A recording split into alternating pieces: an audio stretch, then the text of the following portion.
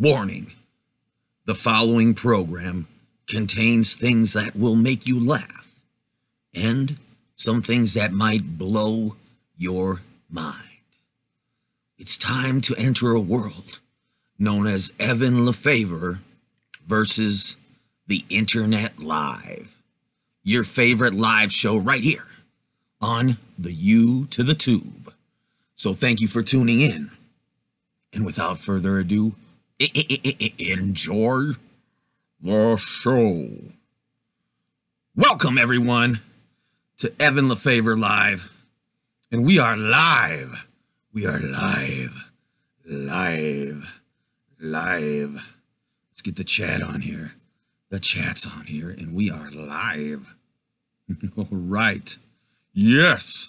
We're having a late night episode tonight of Evan Lefavor versus the Internet Live.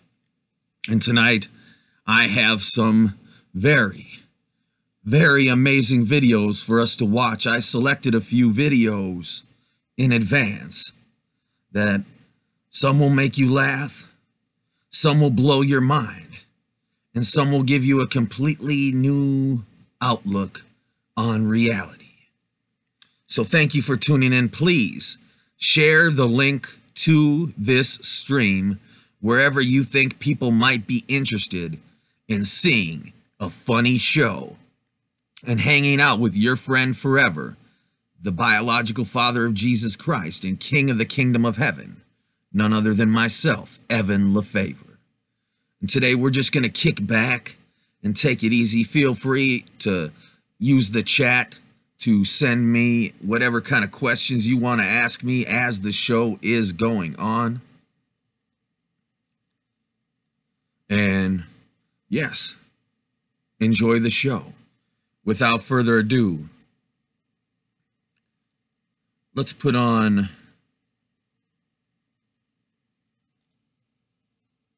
Here we go. My good friend is going to sing us a song here. Right now.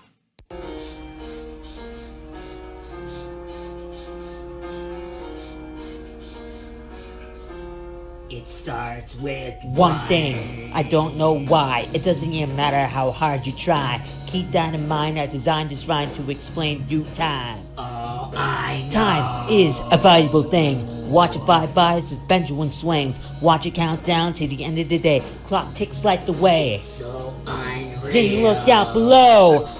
Watch your time go right out the window. Try to hold on. Didn't even know, just wasted it all. Just watch you go. Check everything inside, even though I tried. It all fell apart. What it meant to be will eventually be a memory of a time I tried so hard and got so far. But in the end, it doesn't even matter. I had to fall to lose it all. But in the end, it doesn't even matter. What was that, man? Yeah. In the end, it doesn't even matter. Hell yeah. Hells to the yeah. Hells to the yeah. Well, what's up, everybody? I hope you're having a good time watching this show. If you're not catching this live, don't worry about it. You're going to enjoy the show too, Pilgrim. So, let's get to some of these videos here. What should we look at today? What should we look at today?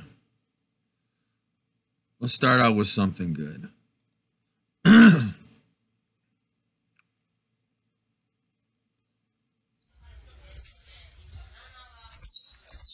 Oh, look at this. Oh, look at it. Look at the little baby. Did you see that? Let's see that again. Look at this little guy. Oh, look at those eyes. Oh, can you believe that? Look at that little cute baby. Oh, now that's cute. Now that's cute, huh? Doesn't that just warm your heart Doesn't that make you feel good inside to see such a cute little creature? Such a beautiful, cute little creature. A little creature. All right. I've got all of 2 people watching right now. That is amazing. Feel free to say something in the chat if you're watching the stream. Let me know you're there. Feel free to say hello and give a shout out to your friend forever. But let's continue on with the show here. Dun, dun, dun, dun, dun, dun, dun, dun. Dun, dun, dun, dun, dun, dun, dun. Okay, so check this out. Have you all heard of the HARP program before? HAARP. It's called HARP. It's top secret technology that the government has created. And it harnesses all this energy. And they say they can do a lot of things with this HARP program, including modifying the weather, creating earthquakes and tsunamis wherever they want, putting tornadoes on the ground wherever they want. I mean, being able to manipulate the weather with this technology. But that's not the only thing they use this technology for. They also use it for mind control, to be able to get into someone's mind and temporarily make them go insane. All right. So they use this technology to wirelessly manipulate your brain, and they can target you. And what we are about to watch is a series of videos of newscasters, various newscasters, being targeted by this mind manipulation technology live on air. The government is actually testing their technology out on newscasters that are doing live news broadcasts to see if they can fuck up someone's mind in real time and see the effects. So what you're about to see is the government spying, or not spying, they're experimenting on people. So here we go. Let's check this out here.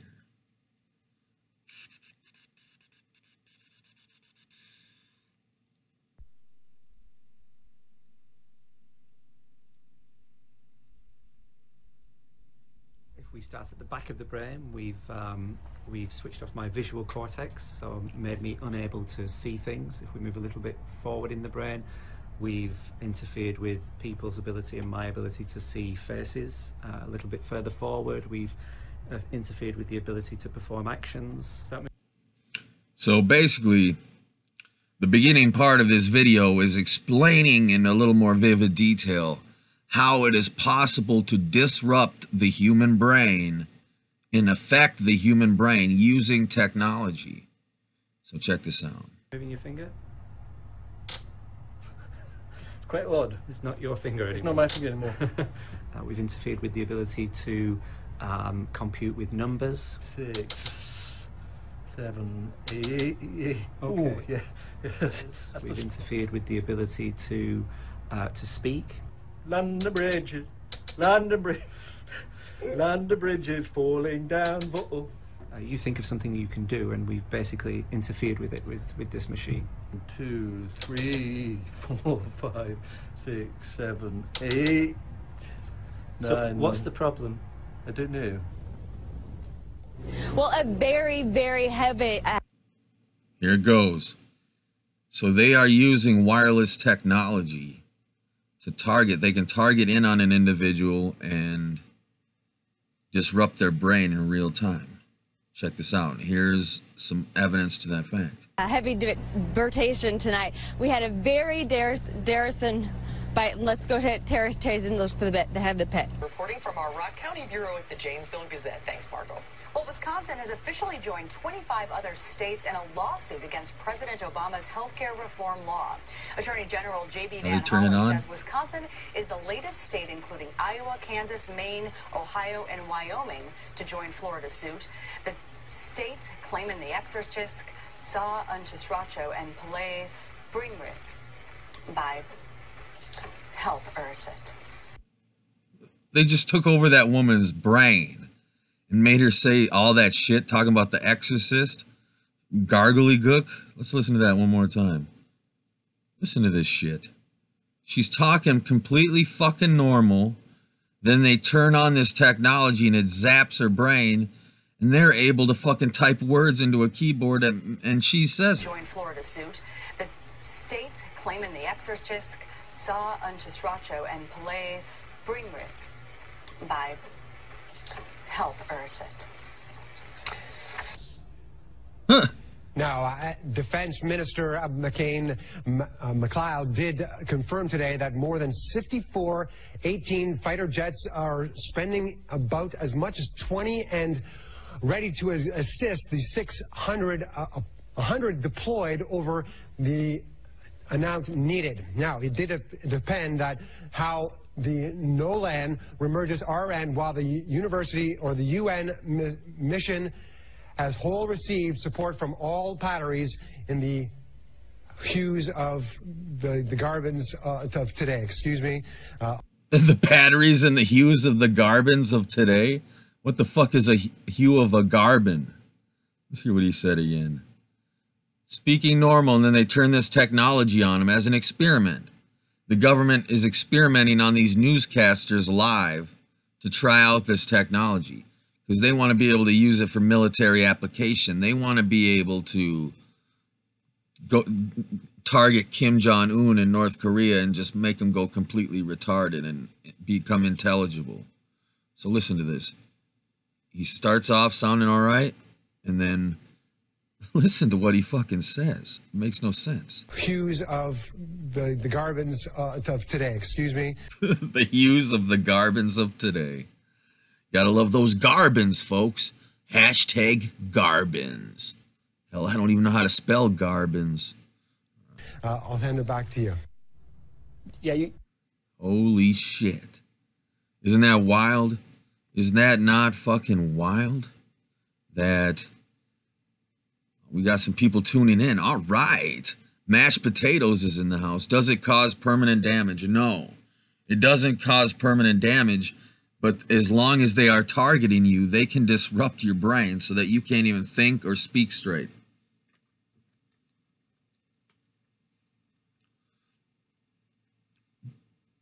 How long have you missed? We just started 12 minutes ago, Matthew, so don't worry. We're just starting the show. You just missed a little musical intro, so if you want to, go back and watch the beginning when this replays.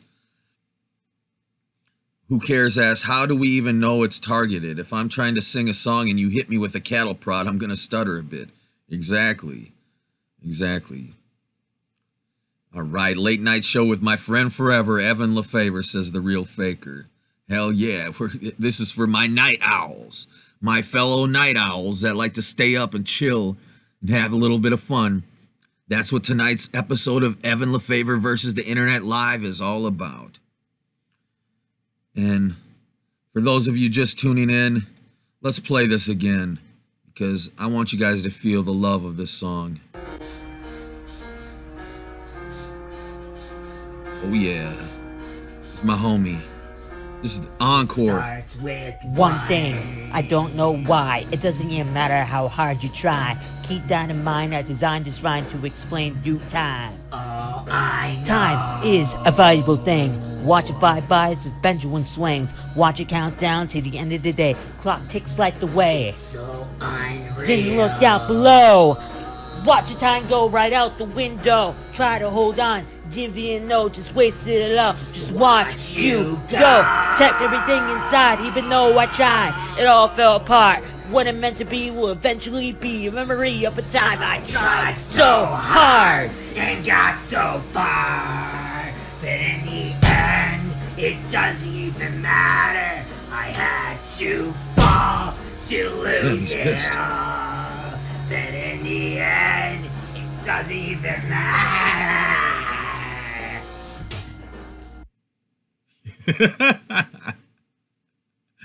Hell yeah. Had to show that video again. Why not? Why not? So, let's do a musical segment. Let's do a little musical segment, why don't we? Check this shit out. Look at the tits on this girl. This is out fucking rageous. How big her breasts are. They're obviously fake. But by God, why? Who would be into that? What would you do with them titties? What the fuck would you do? She could wrap them around your head and you'd be fucking dead, man. She could suffocate you with these titties. But I made a song that's not on YouTube yet. It's called Titty Fuck You. So we're going to play that song real quick. Oh yeah. Here we go. Titty fuck you, that's what I wanna do. Yeah, titty fuck you, that's what I wanna do. Oh yeah, titty fuck you, that's what I wanna do. Oh yeah, titty fuck you, that's what I wanna do. Oh girl, don't you see, you're so juicy with those breasts that you got in your shirt. It makes me hard, but I want to titty fuck you. Guess I think it would be cool if I oiled up your titties, cause they look so pretty. Holy shit. Girl, I wanna titty fuck you. That's what I meant to do, cause you're looking so pretty, the way you show your titties. Girl, I wanna titty fuck you. That's what I want to do. Oh cause shit. your titties make my dick so hard and big. It's the thing we should do. I wanna titty fuck you. I wanna titty fuck you. Titty fuck you is what I wanna do. Come on girl, let's make it come true. Titty fuck you, titty fuck you. We're gonna have so much fun. And maybe I'll give you an ancient Egyptian facial when I am done, cause I'm a titty fuck you, a titty fuck you. And then I'll come on your face and I'll titty fuck you and titty fuck you again and again. I wanna titty fuck you every single day. I wanna titty fuck you in every single way. Girl, we gotta have some fun. Titty fuck you and I won't be done. That's just the beginning of what we gonna do. I'm gonna start by titty fucking you. Titty fuck you, titty fuck you. You know I really wanna just titty fuck you and have some fun, cause your titties look so nice. I'ma enjoy the rest of my life while I titty fuck you. Come on baby girl, you know that's what I wanna do. Yeah, yeah, I'll slap you with my dick on both of your tits. Titty fuck you, titty fuck you. It's gonna be so dang fun to titty fuck you, to titty fuck you. You know that's what we need to get done. Titty fuck you, it's gonna be so nice. Titty fucking you will be the highlight of my life. To titty fuck you. I like your nipples, they so beautiful. It's irrefutable. I want to titty fuck you. Yeah, I'm a titty fuck you. That's what I was born to do. Titty fuck you, to titty fuck you all night. To titty fuck you, to titty fuck you. It'll be so much fun to titty fuck you and titty fuck you and come on your face when I'm done. To titty fuck you and titty fuck you all day and all night. Titty fuck you, titty fuck you. I love to celebrate life while I titty fuck you. And then don't you see, I'll titty fuck you and titty fuck you until you are happy. Yeah, titty fuck you every night. Titty fuck you just so right. Titty fuck you, I'll titty fuck you, oh every day. I'll titty fuck you and let you suck all day. Yo, you would just show me affection to my erection, so pay attention to the way that I titty fuck you every day. And titty fuck you, and titty fuck fuck you is just what I love to do. Titty fuck you, cause I love you. So let's play all day, my dick between your titties, with some lubrication all over this station. And I'll flop those titties together, and I'll start titty fucking you, cause that's what I was meant to do. To titty fuck you all day and all night. Titty fuck you, all right. Titty fuck you every night and day. I'll titty fuck you right away. How'd you guys like that song? Not on YouTube. I'm not going to put that song on YouTube, as a matter of fact. It's an exclusive song to vid.me. So check that shit out if you want to see it. Yeah, it's soulful. The Real Faker says, how long does it take you to make a rap song? They're awesome. Oh, thank you, The Real Faker. As a matter of fact, it takes me exactly how long the song lasts for me to make it. Because I freestyle every single rap I've ever made. I've never written a rhyme in my life. And I don't even listen to the beat ahead of time. So I just turn on the beat and start recording and just flow. So every song you've ever seen of mine on YouTube or on vid.me is all 100% freestyle with no writing or preparation whatsoever. So I always freestyle. That's what's up. That's what I do. So yeah. So in case you didn't know, Evan Lefavor versus the Internet is a variety show. There is educational things on this show that will enlighten you and open up your mind and make you think about things that are deeper than, you know, what society normally likes to think about. But we're also going to look at funny stuff, comedic stuff that will make you laugh and keep you entertained. So thank you so much for checking out the show. Let's move on, shall we? Shall we?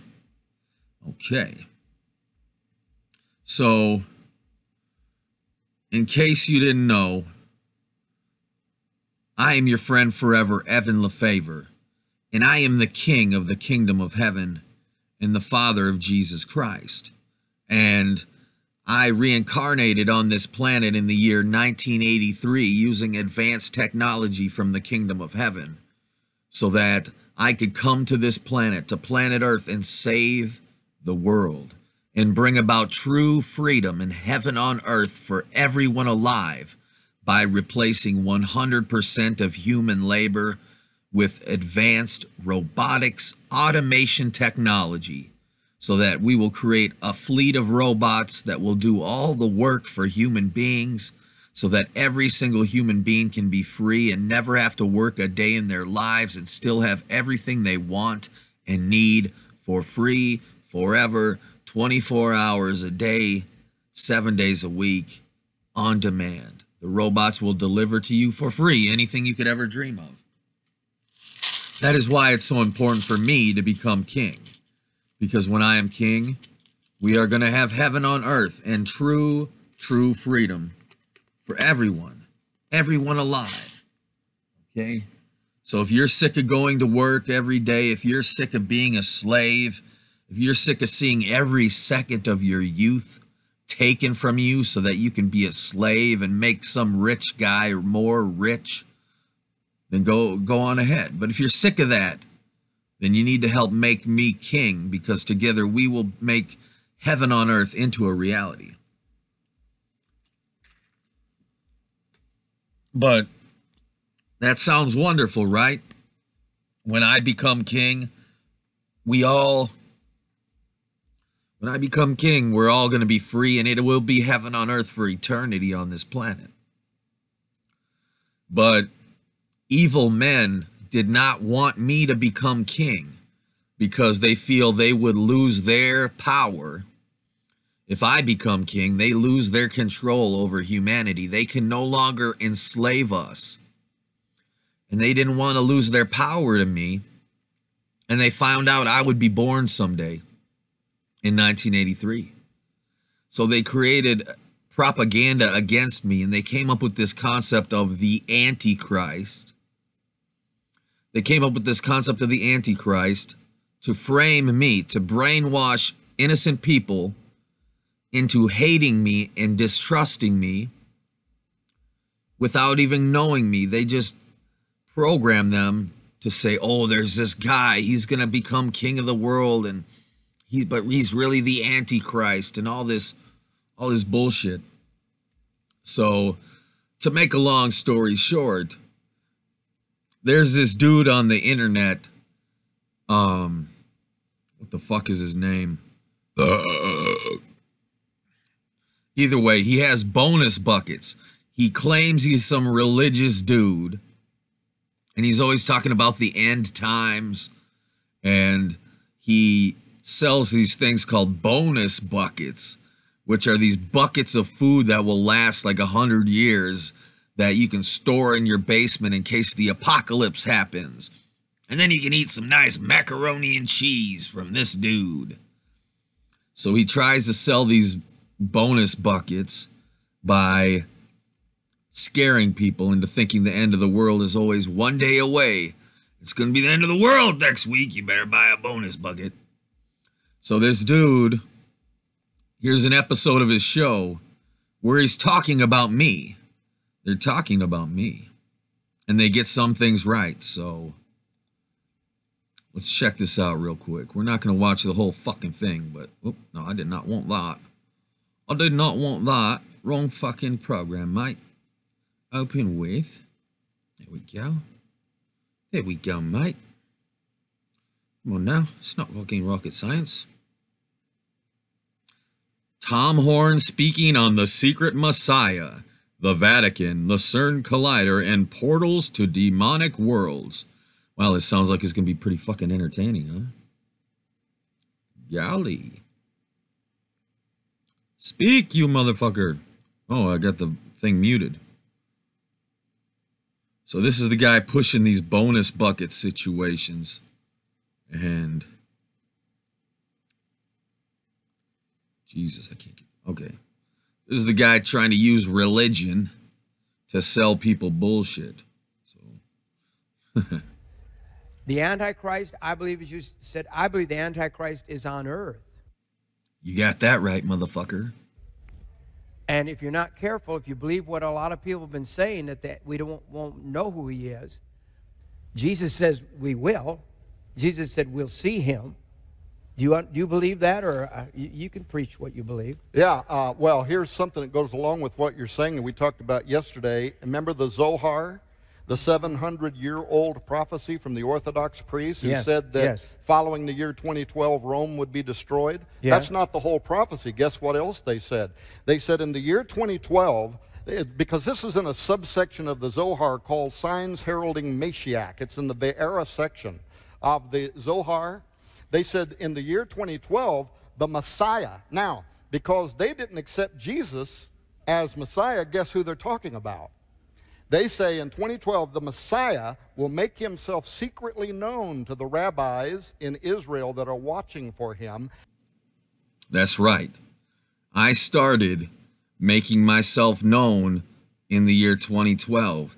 It was the tail end of 2011 that I started to finally reveal the truth that I am the Father of Jesus Christ and the King of the Kingdom of Heaven, the Messiah who came to this planet to save the world from extinction while also bringing about heaven on earth and true freedom for everyone alive. So I did announce myself in the year 2012 and made myself secretly known through the internet to those who were watching for me. So he's got that right. And then over a period of a few years, he's going to start making himself known to all of the world. If that prophecy is true, and there are many, many highly placed rabbis that revere the Zohar, and they study it. So if somebody revealed himself to these priests in Israel, maybe that's why all of a sudden the altar has just been built and dedicated for the sacrifices. There's a new call for the building of a third temple. Even members of the Knesset now are talking about returning prayers to the Temple Mount and the possibility of building a temple. I think some highly placed people in Jerusalem think that their man is here. The man is here.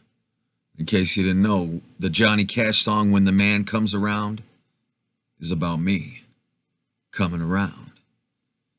So check out that song sometime. It's a classic. I'd play it on here, but I might get a copyright strike.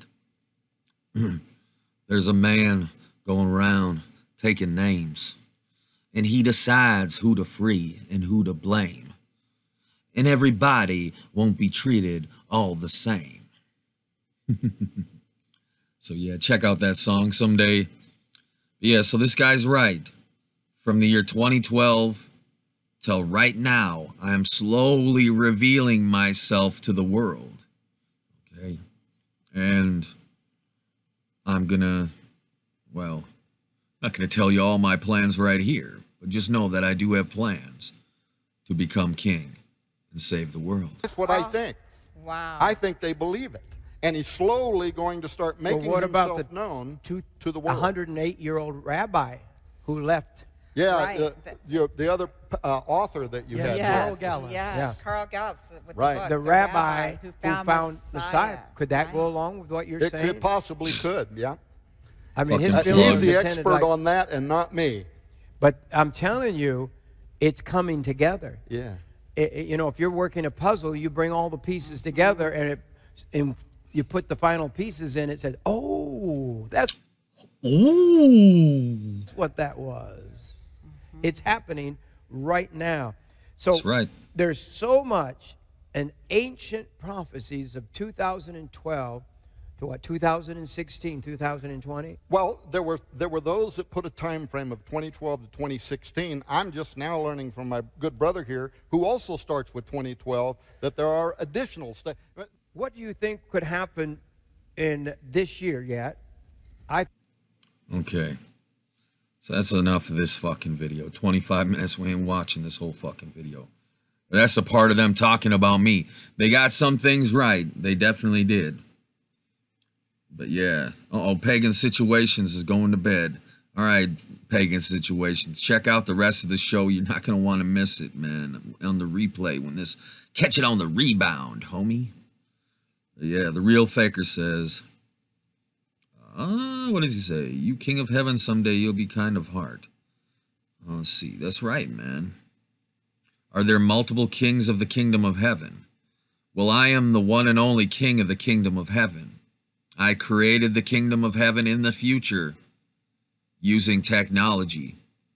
And I am the king of heaven for eternity. But there are multiple versions of me in heaven. So you could say there are multiple kings of heaven, but they are all me.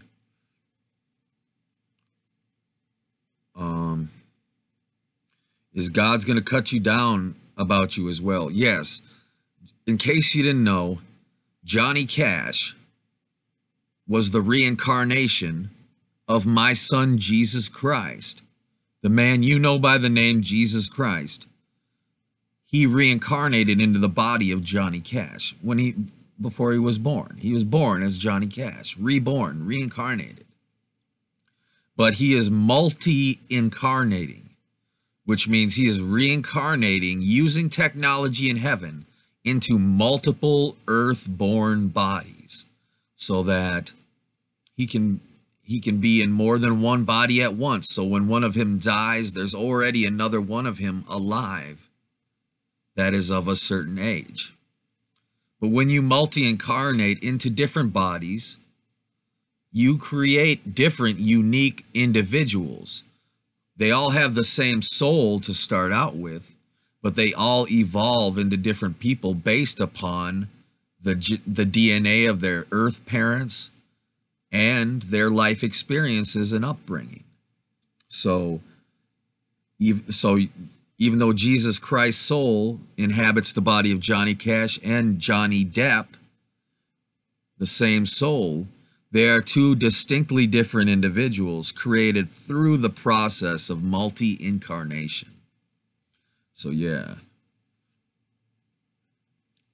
So yeah, check out Johnny Cash. He's got so many, it's hard to find any of his songs that aren't about Evanism.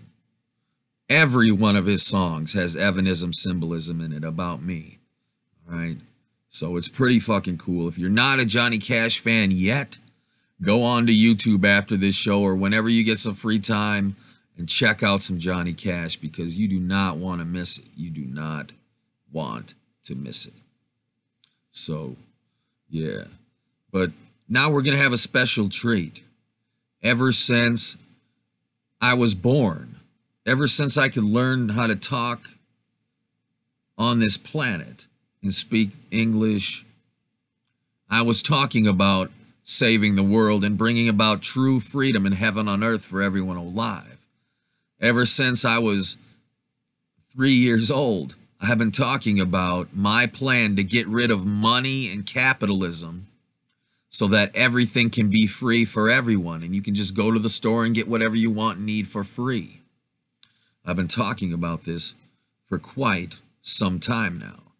And as a matter of fact, I am about to show you the first ever Evanism video ever made. This is Evan Lefavor at the age of 4 being interviewed. This is an interview of me when I was 4 years old. So check this out.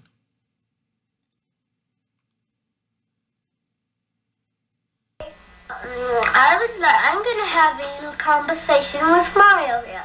Mario, talk. I'm being interviewed by Mario. All right, so when I was 4 years old, see, in case you didn't know, Doctor Who is based on my true story. I am the real life Doctor Who. And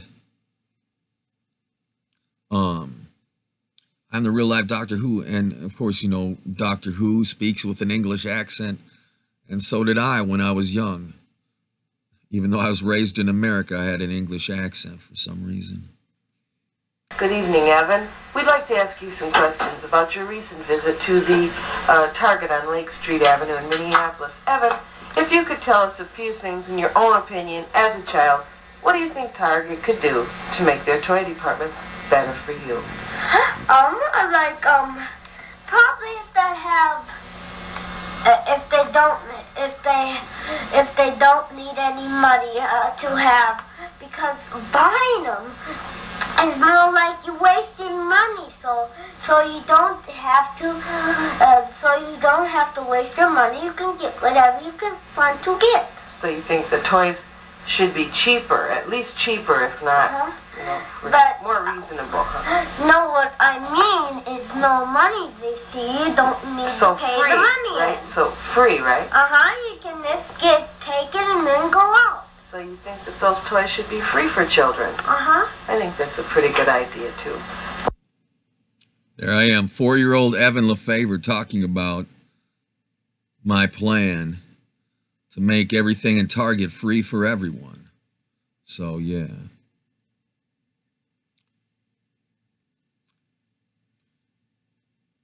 What do you know about Pedogate and the Chester Bennington murder? Well, there's a lot of rumors going around saying that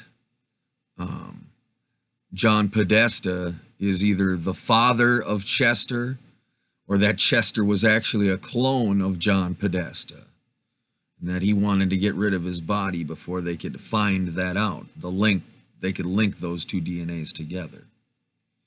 Plus, he suffered child abuse at the hands of these pedophiles. So there's a very good chance that he was murdered and made it look like a suicide. But in other news, let's get back to this video of 4-year-old Evan Lefavor here. Because check it out, I've been talking about this stuff for a very, very long time. So let's watch a little bit more of this. Well, thank you, Evan, for your time, and we'll be back again and ask you questions about other things. Okay. Here again with Evan Lefavor, connoisseur extraordinaire. Evan, we have another question for you. Okay. What we'd like to know is, the difference, we've done a comparison now. We would like to know, from a kid's point of view, what's better? What's better? The Happy Meal at McDonald's or the Adventure Meal at Arby's? Sorry. I think, I think Arby's is better food and Arby's is better toys. So, pretty much, you would go to... Arby's was the shit back when I was 4 years old. All right? Arby's, you used to be able to go to Arby's and they had these toys you could get.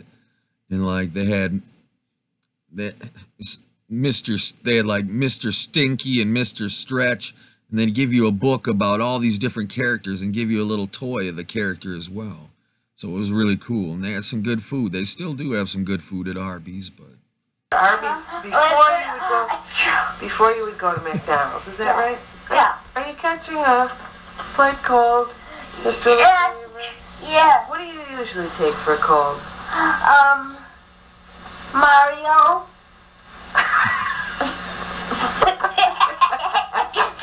We're here again with Evan.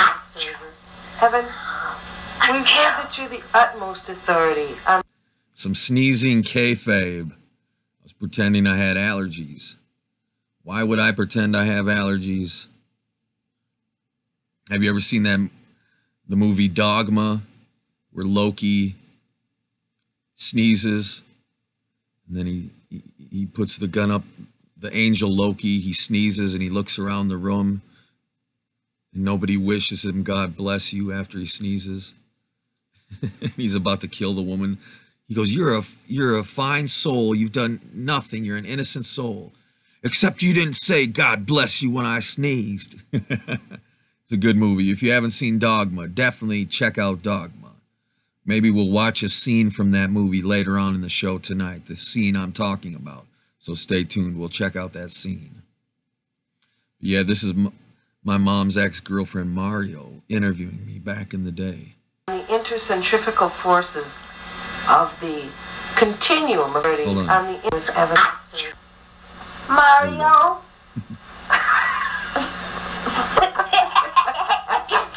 We're here again with Evan.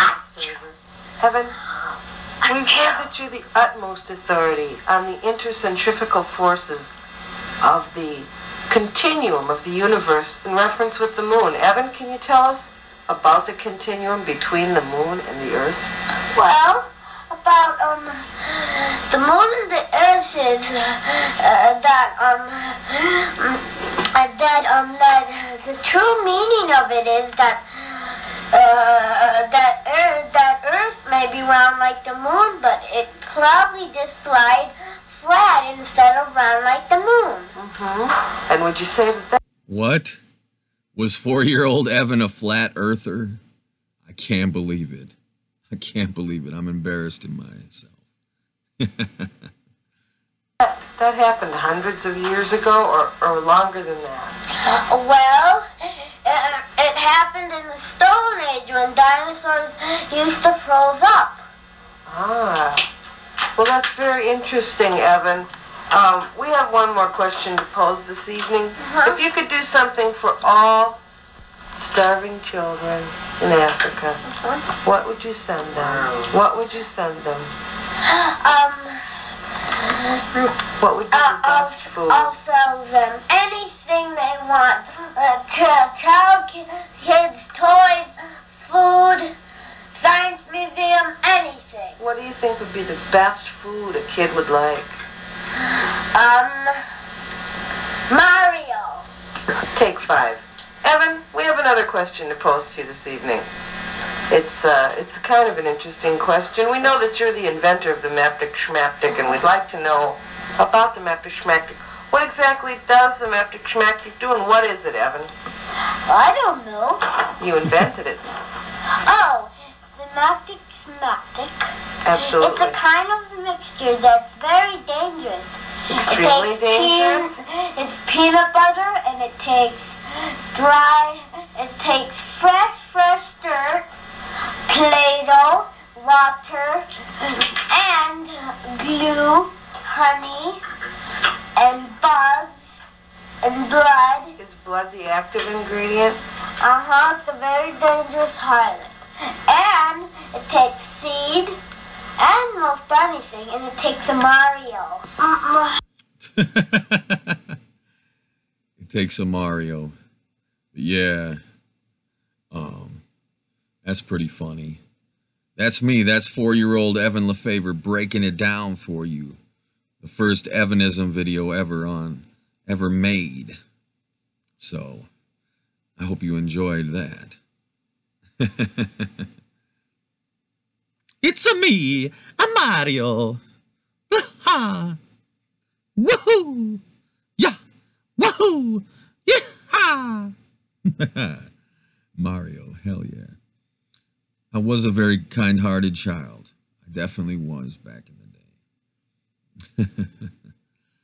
But yeah, so now you guys seen me at 4 years old. You know that I'm the real deal. I've been talking about this my whole life. About bringing about true freedom and heaven on earth for everyone alive. What is your racial makeup? Well, I'm like a mutt. I have all kinds of different French, German, Native American, Norwegian, Irish. I could go on and on of all the different ethnicities that make up my DNA. My DNA. I got that DNA. I got that DNA. I've got that DNA. So yeah. Yeah, we will watch some good speeches here. But let's here's a fan of mine sent in this Evan Lefavor rap. So let's listen to his Evan Lefavor rap. He made a freestyle rap about me. His name is Yezra Forevermore. So let's check out his shit. All right, I'm doing this for Evan Lefavor. Because he's doing me a favor. Because he's helping spread what sounds to me like truth. And the voice in my head tells me it's true. And he told me he looked just like the Joseph of the Bible. And when God said, be, and Jesus was in the womb, there's that time and moment from the time he said be, that instant when Jesus was in the womb, and that instant, Evan Lefavor put them together with high technology. So here it goes. Evan Lefavor. Beats. Here I go. Sitting here thinking about why I need a rhyme all the time, cause I need to tell the truth to Evan Lefavor. Can I get you to do me a favor? If you know anything good at all, then I know that I need to fall and humble myself before Evan Lefavor, cause he didn't ever sin like this one who had bad behavior, but I put him to death. I hope that old man is for good at rest, and I want to live righteously, and I wanted you to be the best, and I wanted to be the best with you. I want to help everyone do everything they gotta do to live eternally, dude, and I wanted to live with you in eternity. I wanted us to be free from all iniquity. Let me live holy, let me live pure, let me live holy, let me live for sure. And I need it, and I wanted to go, and I was freestyling by the same spirit, bro. Can I get a little further? And I wanted to tell you the reason that I wasn't going to waste time on my words, because my name was, who was it? Steven, yeah. Hit the beat and you missed it, but I got it back on time. Now I'm making a rhyme, gonna make a little rhyme, and I'm not gonna slip from the words that I didn't fall, and I knew the word was gonna stand tall when I said rhyme on the beat that it was Stein. You got it. Now, why am I rhyming? Because I'm rhyming all the time. And if I name Steve, then I want to know why Evan Lefavor isn't my friend by now. Well, if I was like a Hitler, because I was trying to end the world with the religion that I started, then forgive them, but I didn't know what I was doing, and I put more on others than I had for myself. I put more burdens on others than I put on myself, and then God put me in hell, and I was tormented there until I realized that I didn't want no one going to hell. So God forgive me that I was a fool, and I was trying to put more burdens on others than I wanted on myself, and I asked for more mercy than I ever gave anyone else, and I asked for forgiveness for my bad mental health. But anyways, now I'm starting over, and I don't know what life this is. I think I'm on my 6th, 7th, 8th. I didn't want to keep counting. But I was supposed to have died with Christ a long time ago, and I don't know why. We ain't got the same flow, but I hoped that somehow when we are living here without offending anyone, we don't offend anyone by anything we do. We don't cause anyone to stumble. We don't cause anyone to grieve. We don't cause anyone to hurt, but we're living holy, acceptable, pure to God. And truly we can, and I believe that we are, and that's why I was living here, and I didn't want to be too far from the Evan Lefavor. If you're hearing a voice in your head and you're hearing one too, then I hope that we're hearing the same voice, and I hope that yours is true and mine's true, because I didn't want to be lost here without God. And I was hoping that you knew God too, and my God told me you know God and we know God, and I wanted other people that know God, and I didn't want to be crazy.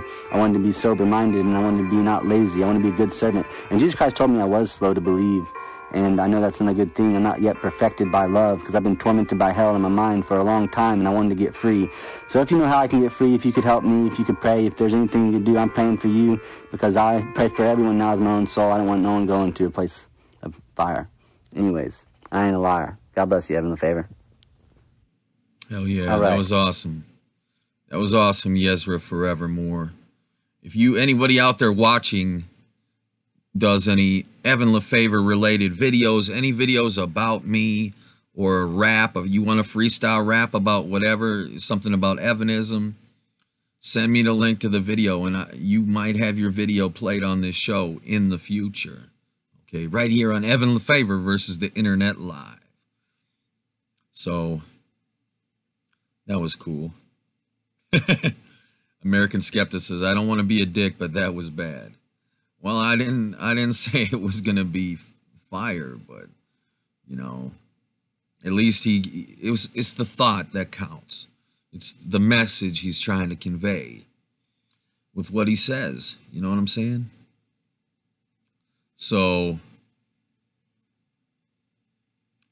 should we watch a ghost video? You guys want to see a real fucking ghost? Now, this is, if you don't believe in ghosts, this video is not kayfabe. This video is not something created by people using special effects. This is really, it really is an encounter with a poltergeist, a ghost, a spirit. So if you don't believe in ghosts, prepare to have your mind blown. Let's watch this shit. I decided to turn on my camera because there's something really scary going on in here right now. I'm in the hotel room, and I was laying here watching CNN, and that phone fell off its cradle, and I have no idea why. One of those cups right there fell off onto the floor down in here. I have no idea how that happened. It didn't fall out there where the light would hit. It fell, came down, went over and under the sink, and landed right in here in this shadowy area. It's really freaking me out. So I decided to turn on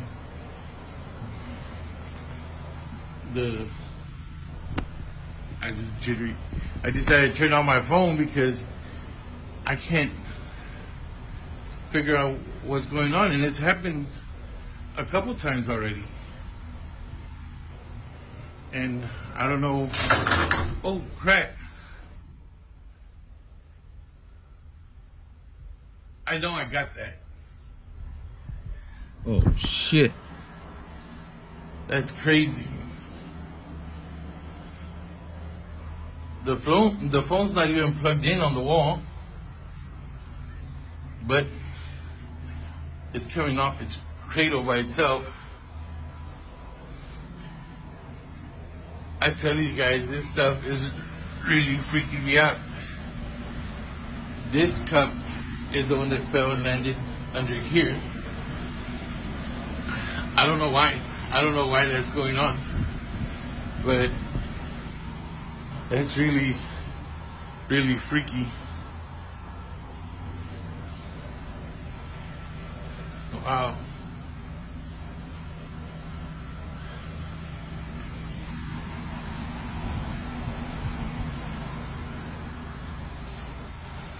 That's scary. Can you move something else again for me? Anything? Oh, shit. That towel, he just put that towel down there. He had it around his fucking shoulder. Can you tell me your name?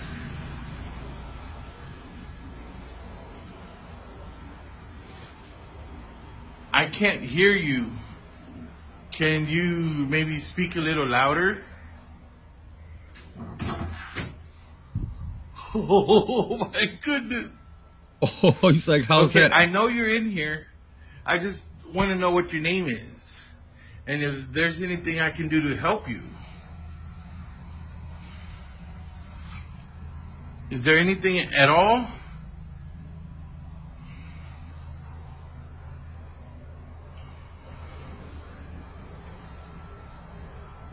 Can you tell me what it is that you're looking for?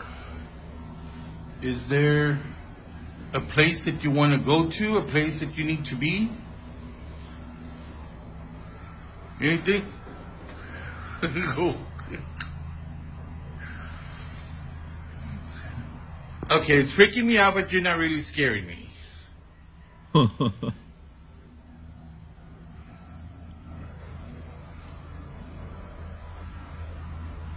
Can you show yourself on my camera? Now, I know this is authentic because I've interacted with spirits and ghosts and other dimensional entities before.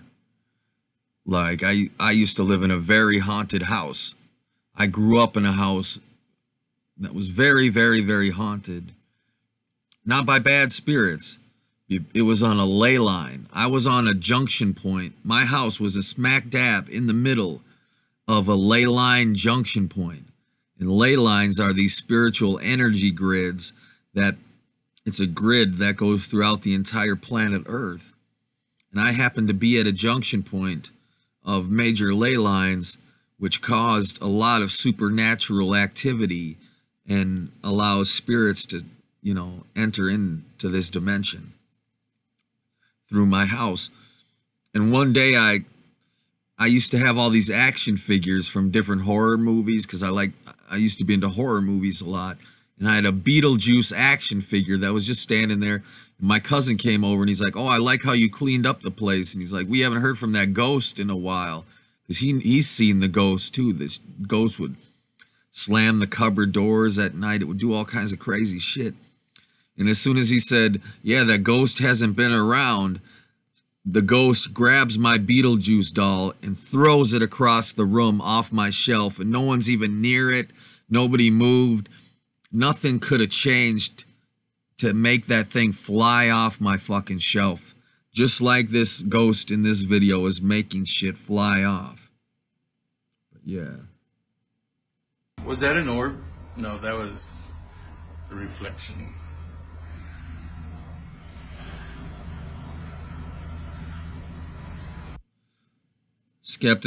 American Skeptic says, "Evan, why are people ghosts instead of going to heaven or hell?" Yeah, ghosts are not dead. The ghosts, what people think are ghosts, things moving shit like what you see in this video, I'll tell you the truth. It's not exactly ghosts of dead people from this planet. Okay? A lot of the times it's extra dimensional entities that are in the astral realm that have the power enough to physically move objects and manipulate objects in our physical reality. Right? Ghosts, human ghosts, when they die, they don't have that power really. There's no way for a human ghost to get that powerful. So this is some alien shit, but a lot of people consider it to be ghosts. That tower had just fallen off from there to there. Now it's over here.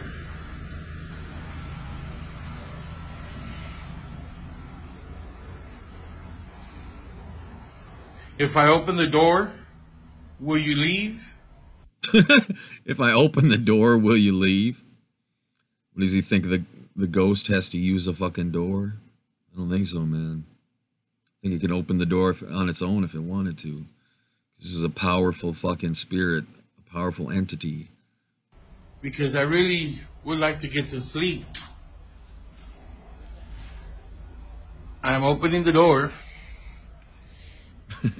You are welcome to leave. Wow, look at it. It's moving that fucking phone again. Can you move the phone again? Okay. Wow.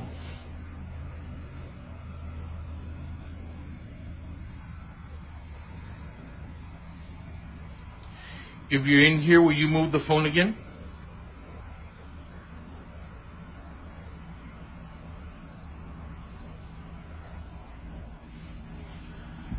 Will you move the hanger again?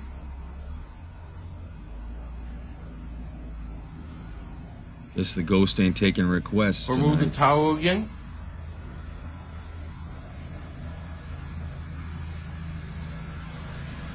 Or will you move the cup? I'll put it right here. If you're still in here, move the cup.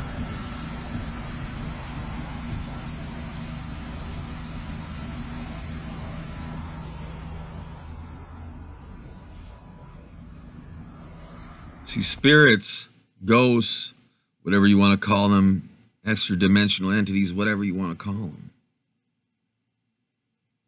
They don't perform parlor tricks for you on command. You can't just say, move that if you're there, move this cup here if you're real, do this to prove you're there. No. Okay? They'll prove to you they're there on their own terms. Like when he threw the fucking phone across the room at the dude, or when he threw the hanger at the dude across the room, or the towel. You notice how everything that was getting thrown was directed at the dude filming? It didn't just fly in a random direction. It came toward him because that ghost is throwing that shit at him. He's like, what the fuck are you filming for, dude? Get it out of here. I decided to turn on my camera because... That's it. That's it, folks. Yeah. Cynic says, I can't give super chat. Yeah, I don't have super chat enabled at the moment, but in the future I will. So I appreciate any super chats in the future. But yeah, so it's a ghost video, man. A ghost, a spirit, a fucking spirit, man. Spirit. So let's go from ghosts to aliens. Y'all like aliens, right? This dude in this video is a little bit scared about aliens. You might have seen this before, but a true classic never goes out of style. Look. I'm gonna get it. Here I move. Look, y'all. Another one. Those are aliens. Those are aliens that come in the same area. The same area.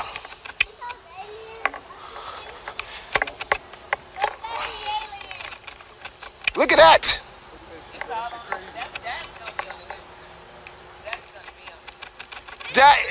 Those are aliens coming down here, y'all. Look at it's coming down the same direction. Oh, it's breaking up. Oh, it's 6, it's 8, it's 9. Oh, shit. Oh, shit. Look at that. Oh, look at that. They stop. They stop. Look at that shit. Those are aliens. Sorry, I'm trying to record it. Aliens. Aliens. Oh, they cut the lights off. Aliens. Oh, they cut the lights Y'all off. need to be shooting that. Y'all need to be shooting this shit right here. And they just cruise. They looking at us. They dividing. They dividing up. We getting invaded. Those are not fun. Look at that shit. They are sitting. Y'all need to be calling damn news. They come down to the, oh, they come to Earth. They're coming to Earth. Oh, they coming faster. Oh, shit. Look, they flying towards each other.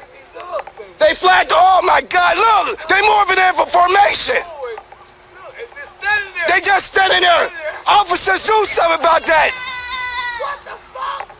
Y'all not gonna do nothing. They can't do anything. Go give me your face gun. Oh, look. I love that guy's reaction. That is fucking classic, man. That guy, that is how you need to react when you see some aliens and shit. You know what I mean? So yeah. Evan, did you know Paul's ego had an alien encounter when he was young? Yeah, maybe that alien encounter had something to do with me. Because I was an alien before I was born in 1983, and I still am an alien in the kingdom of heaven. But yeah, so let's kick it up another notch here. Let's have some fun. Let's put on another song, because it's time to celebrate. It's time to celebrate, folks. Right here on Evan Lefavor Live. It's time to smoke a little smokable with your friend forever. Celebrate 420. You ready? It's time for 420, y'all. You know what it's time to do? It's time to smoke some weed. And you know that it's true. Smoke some weed. Smoke some weed with me. Come on, let's smoke some weed. Smoke some weed with me. That's what we need. Cause I woke up today and wanted to smoke weed with me. Let's light up a good joint and smoke all of our cares away. We gotta smoke some good weed every single day. Because weed is what the human race needs. Every day the human race should be on weed. Cause weed will make you feel good every day. It's the right to smoke weed. Listen to what the Declaration of Independence has to say about the pursuit of happiness. It's our unalienable right to smoke weed every day and every night. We gotta smoke some weed, smoke some weed with me. Cause we are gonna have fun, that is our destiny. Smoke some weed with me. Just smoke some of that good weed. Smoke some weed, don't do any drugs, don't smoke cigarettes or drink beer. Is that clear? All you need is weed. Don't you know it's time to smoke some good weed? Yeah, it's time to get high today. And I hope you listen to what I say. Smoke weed with me, smoke weed with me. Let's go and smoke a bowl. Smoke weed with me, and we will have some fun. Smoke weed with me, let's go pack a bowl. Smoke weed with me, and we will have some fun. Smoking weed is so safe. It's the best time to celebrate. And smoke a bowl and smoke some weed, and that is all that you need. Have some fun and celebrate your life. Come and smoke with me. Smoke with me. Yeah. Thank you, ladies and gentlemen, and everyone else in the multiverse and beyond. Whatever gender you are, whatever out of the 1,000 genders available, whatever gender you choose, or whatever gender chose you, thank you for watching this show. I like to say thank you, everyone, instead of ladies and gentlemen, because I don't want to leave out all the agender, pangender, bigender, multigender, no gender, whatever gender, transgender people. I want everybody to feel included right here on Evan Lefavor versus the Internet Live. Evan, when are you going to make weed a human right? So I know to be ready. Yeah, you better stock up on rolling papers and bongs and munchies now, man. Because when I am king, you are going to have marijuana as a human right for every human being on the planet. And I will provide you with the highest of highest grade strains of marijuana. You'll be able to choose from hundreds and thousands of different strains that have different effects. And those effects will be explained to you in vivid detail. They will have different flavors, and those flavors will be explained to you in vivid detail. And the robots, they grow it all. And all you got to do is say, hey, you got to tell your AI through your device, hey, I want some this, and this. tell them what kind of weed you want, how much you want. And one of my delivery robots will deliver that very bag of weed that you requested to any location you are at on planet Earth within minutes after ordering it for free. 100% for free. So yeah. So that's just one of the many benefits of making me the first ever king of planet Earth. Okay? But, so, rap about transgenders. I have rapped about transgenders a little bit before, I think, on a previous episode. Well, maybe, no, I think I talked about what transgender really is. But, this is actually, you'll have to tune in for a future episode of Evan Lefavor Live for that. I don't do any freestyle rapping really on this. This is Evan Lefavor versus the internet. But if you watch my other show on YouTube called Evan Lefavor Live, you can tune in and request different topics for me to freestyle about, and I will freestyle about those topics right on the spot. So tune into a future episode, and I will definitely do some raps about what transgender really is. And it will be informative and stimulating. And so let's continue on, folks. Let's keep going down the rabbit hole here with your friend forever, ever, Evan Lefavor.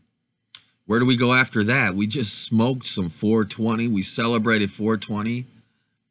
What do you guys know about them gays? What about the gays, man? What about the gall darn homosexuals? What about them gall girl darn homosexuals always trying to have sex with the same damn genders and shit? See, a lot of people think that me and my son Jesus Christ are against homosexuality and we don't like people being gay, but that couldn't be farther from the truth. All right, gay people exist for a reason.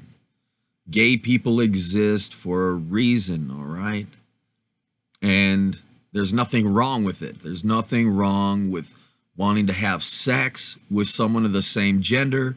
There's nothing wrong with wanting to be in a relationship, a romantic, emotional relationship with someone of the same gender. Jesus Christ and I do not frown upon such things at all. At all.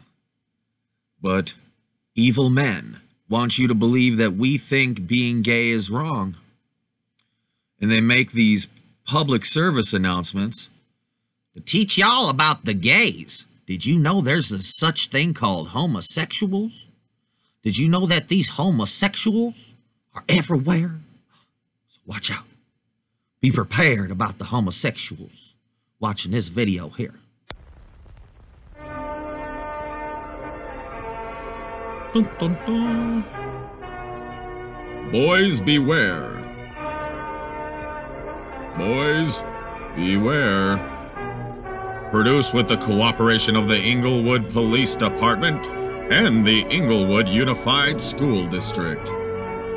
Ooh, nothing like all the people that... Never mind. Let's watch this.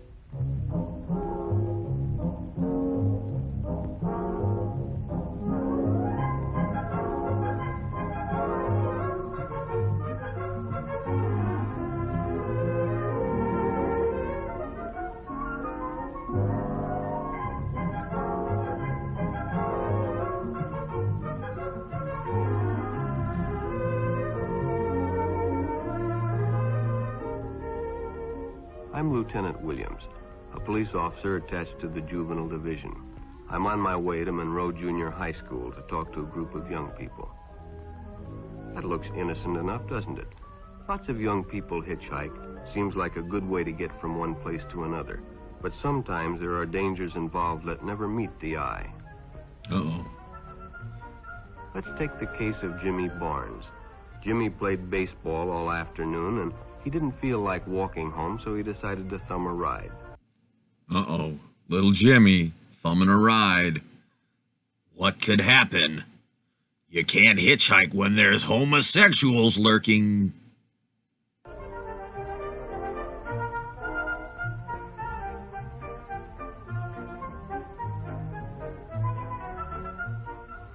He'd done it 100 times before, and he didn't think anything was unusual when the driver struck up a friendly conversation.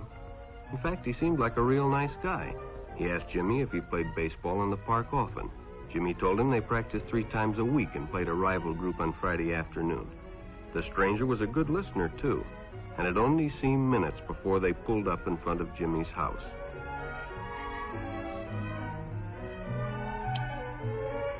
When Jimmy got out, the stranger gave him a friendly pat. Uh-oh. A friendly fucking pat. Watch out. He told out. him he'd see him again, as he always drove by the park on his way home.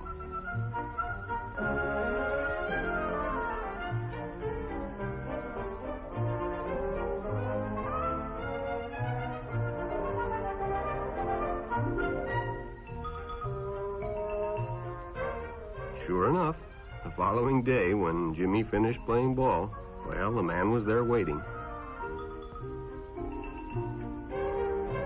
In the passenger seat? No.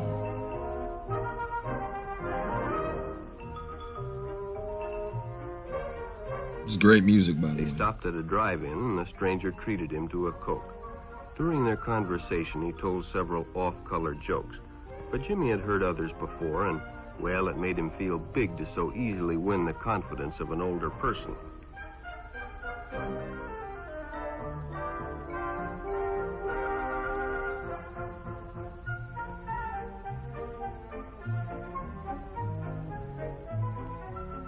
The following Saturday, they went fishing together. By now, they were using first names. Ralph said it was more friendly. I wonder if Milo Yiannopoulos is a supporter of what's going on in this video right now. I heard he got a little bit of trouble. Just a little bit of trouble, man. Going on the Drunken Peasants. And I'm a little pissed off about that because I've been on the Drunken Peasants podcast before.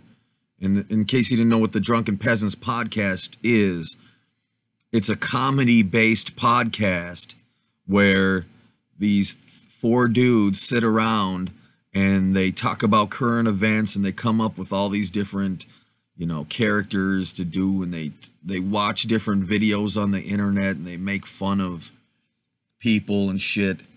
And it's supposed to be a comedy-based show. It's supposed to be something where what people say on that show is not to be taken very seriously. They give you the impression that, hey, if you're going to be on the Drunken Peasants, whatever you say, it's all comedy and you know, you can joke and it'll be fine. So they had this dude named Milo Yiannopoulos on the show, who you might have heard of, who's this Republican kid who happens to be gay, and he's a right-wing gay kid, and he's real controversial, and he was really up and coming, and his political career was skyrocketing. But then he came on the Drunken Peasants podcast and made an off-color joke about how he supports older men being with young gay boys to teach them about that it's okay to be gay or whatever. He said something along those lines, and he made jokes about having sex with a priest. You know, he was making jokes about shit that had actually happened to him. But I think Milo thought that whatever he said on Drunken Peasants would be considered satire, it would be considered a joke, and it wouldn't be taken out of context. But then the news media got a hold of this clip of him saying these things, and they blew it way out of context. They didn't know that he was on a comedy show trying to be funny, so they took it as a serious statement that he was making.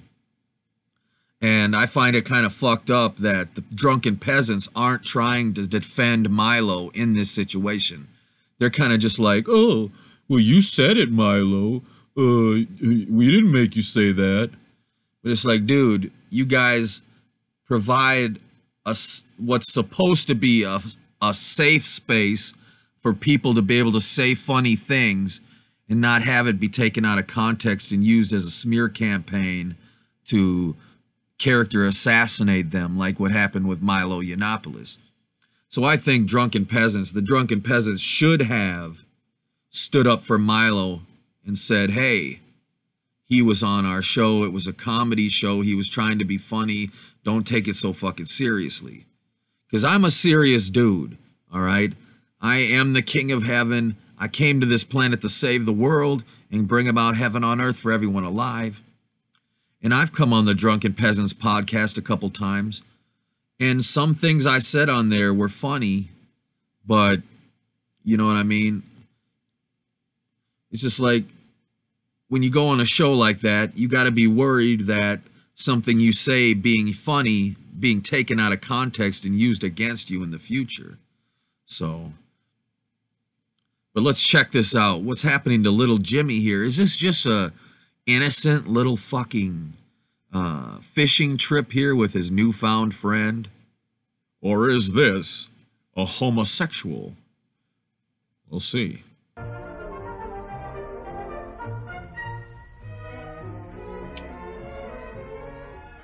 Jimmy hadn't enjoyed himself so much in a long time.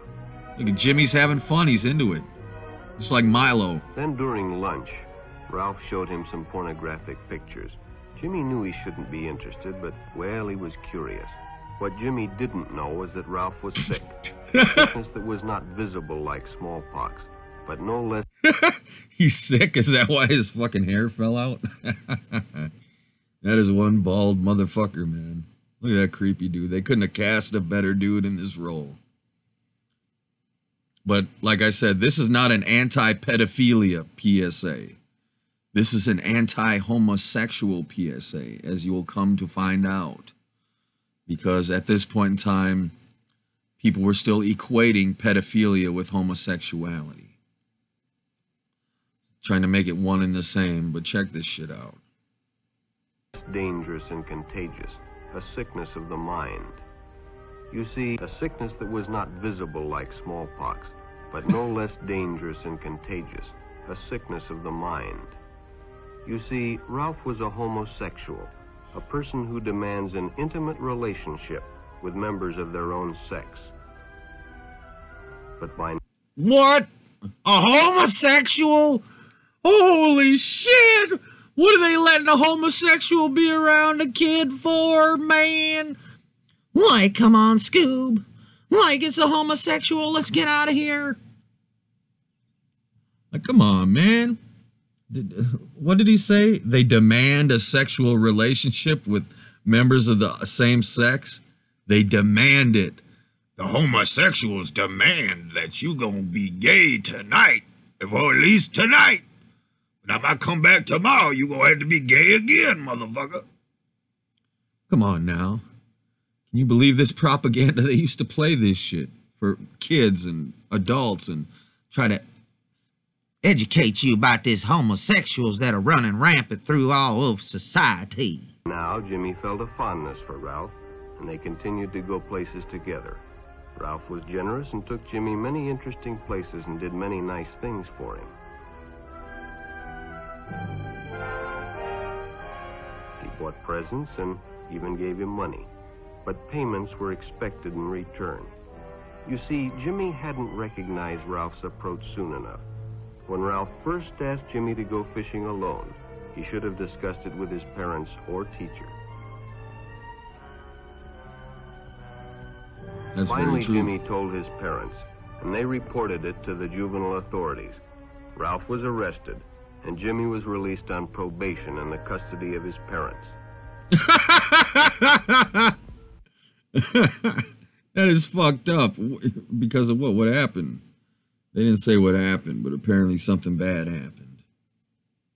Anthony Gillis says, is Evan a homo? No, I'm not a homosexual. Right? Unless you're saying homo sapien.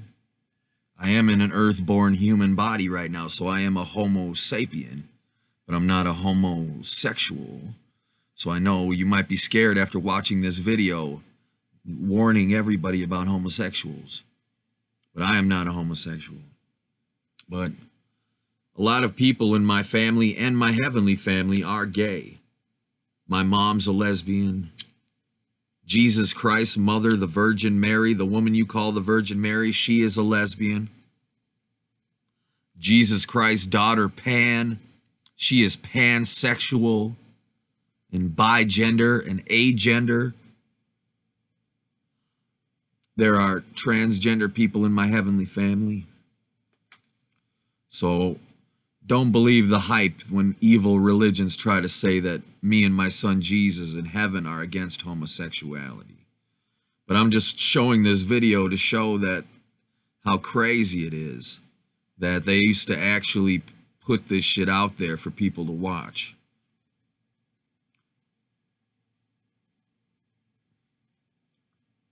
So let's see here. Let's see what happens. Poor Jimmy, but all huh? homosexuals are not passive. Some resort to violence, as in the case of Mike Merrick. Not all homosexuals are passive. In the heat of competition, no one noticed the man who sat and watched. And when the game broke up and the others left, Mike decided to stay and practice a little longer.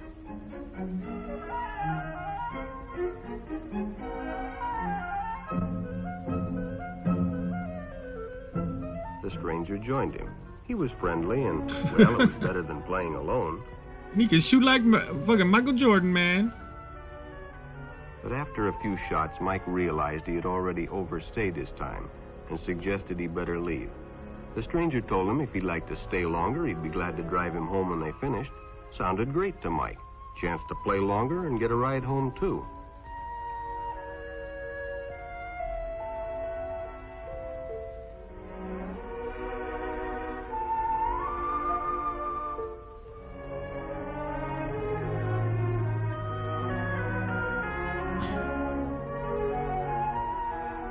When they finished, the stranger told him he'd make a fine player someday if he got lots of practice.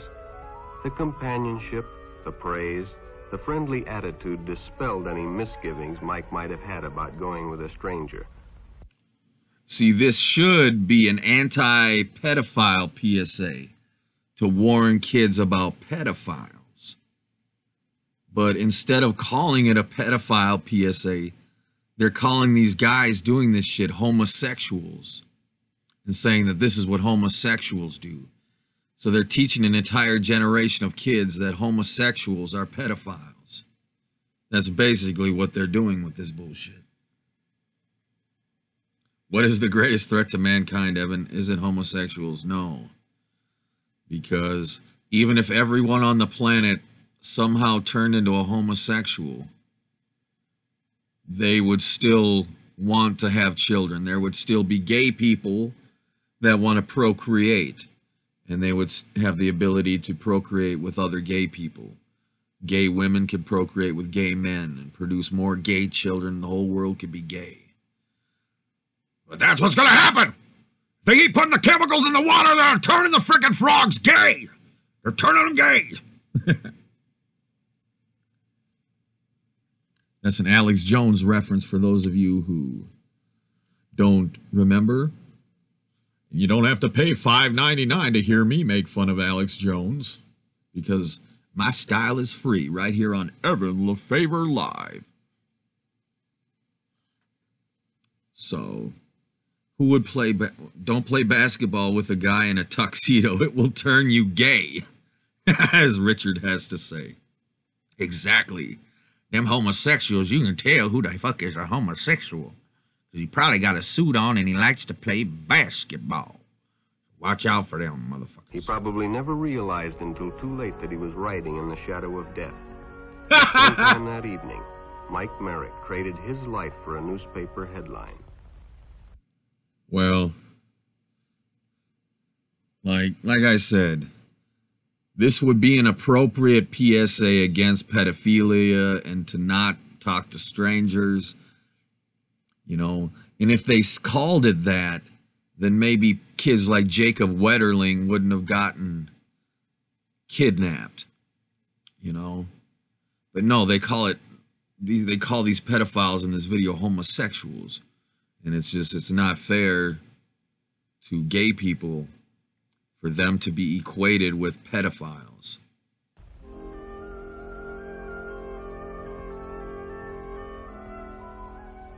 As Denny and Jerry got the papers ready for Jerry's afternoon delivery, they only casually noticed the two boys that raced by in the afternoon traffic. and they didn't pay much attention to the car that drew up shortly afterwards until the man called them over. They always got a car, don't they? Those fuckers. He's in the passenger seat again. Had two boys been by on bicycles? The boys nodded they had. Could they recognize them if they saw them again? Well, then he guessed he could. Every pedophile in this video, oh, excuse me, homosexual, as the video calls them, they're always sitting in the passenger side like they switch over like, hey, what up, kid? Look at this here car I got. You like baseball? Then hop in, the man said. Those are stolen bikes. Without giving it another thought, Denny got in and the car sped away. Jerry watched. He'd been told many times, if a friend got in a car with a stranger, to write down the license number. It didn't seem to apply, but, well, fortunately, he marked it down.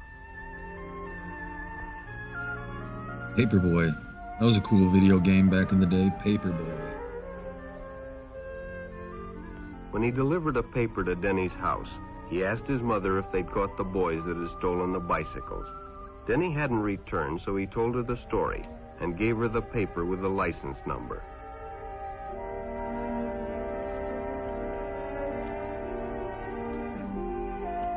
Being a careful parent, she decided to call the police.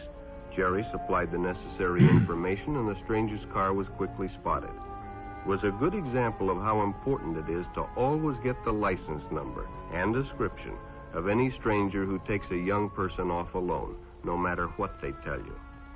That's a good... They got some good tips and pointers.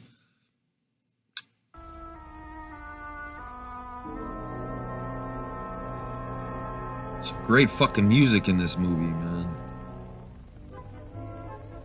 Public restrooms can often be a hangout for the homosexual.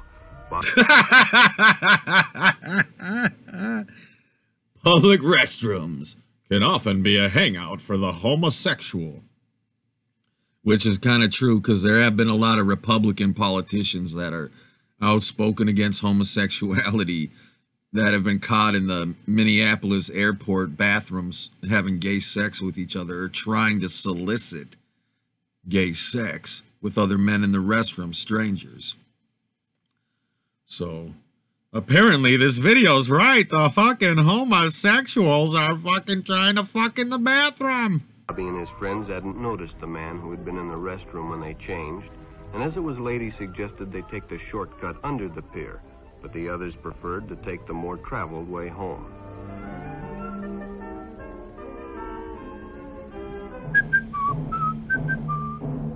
Dun dun dun dun dun dun dun dun dun dun dun dun. Uh-oh. He's coming to get you, Barbara. When Bobby He's recognized coming. the stranger as the man in the restroom, the shortcut under the pier didn't Ready to seem kick like him, a good kid? idea at all. Eat the fuck out that motherfucking kid. Kick him in the nuts. Kick him in the motherfucking nuts. Stab him. Get him. After all, it's more fun to stay with your friends anyway. Bobby had made a wise decision. It may have saved his life.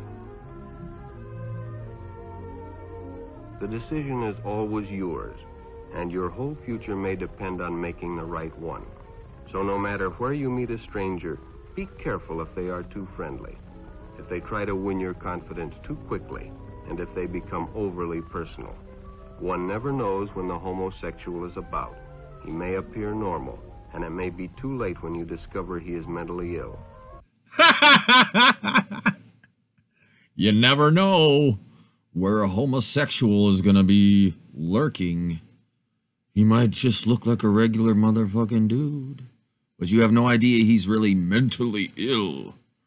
He's got a case of the homosexuality. Holy shit. Don't they got a pill to cure that shit? So keep with your group, and don't go off alone with strangers unless you have the permission of your parent or teacher. Wait a minute. Don't go off with strangers unless you have the permission of your parent or teacher. Why would your parent say, yeah, go off with strangers? You got my fucking permission. Just so you see a stranger, you fucking go with them. Yes, kids, if your parents say it's okay to be with strangers, then you can. It's like, no, don't wait. You never go with strangers. Period.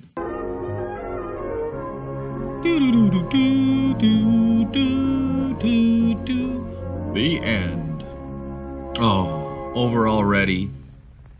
I feel enlightened. No homosexuals will get me, boy.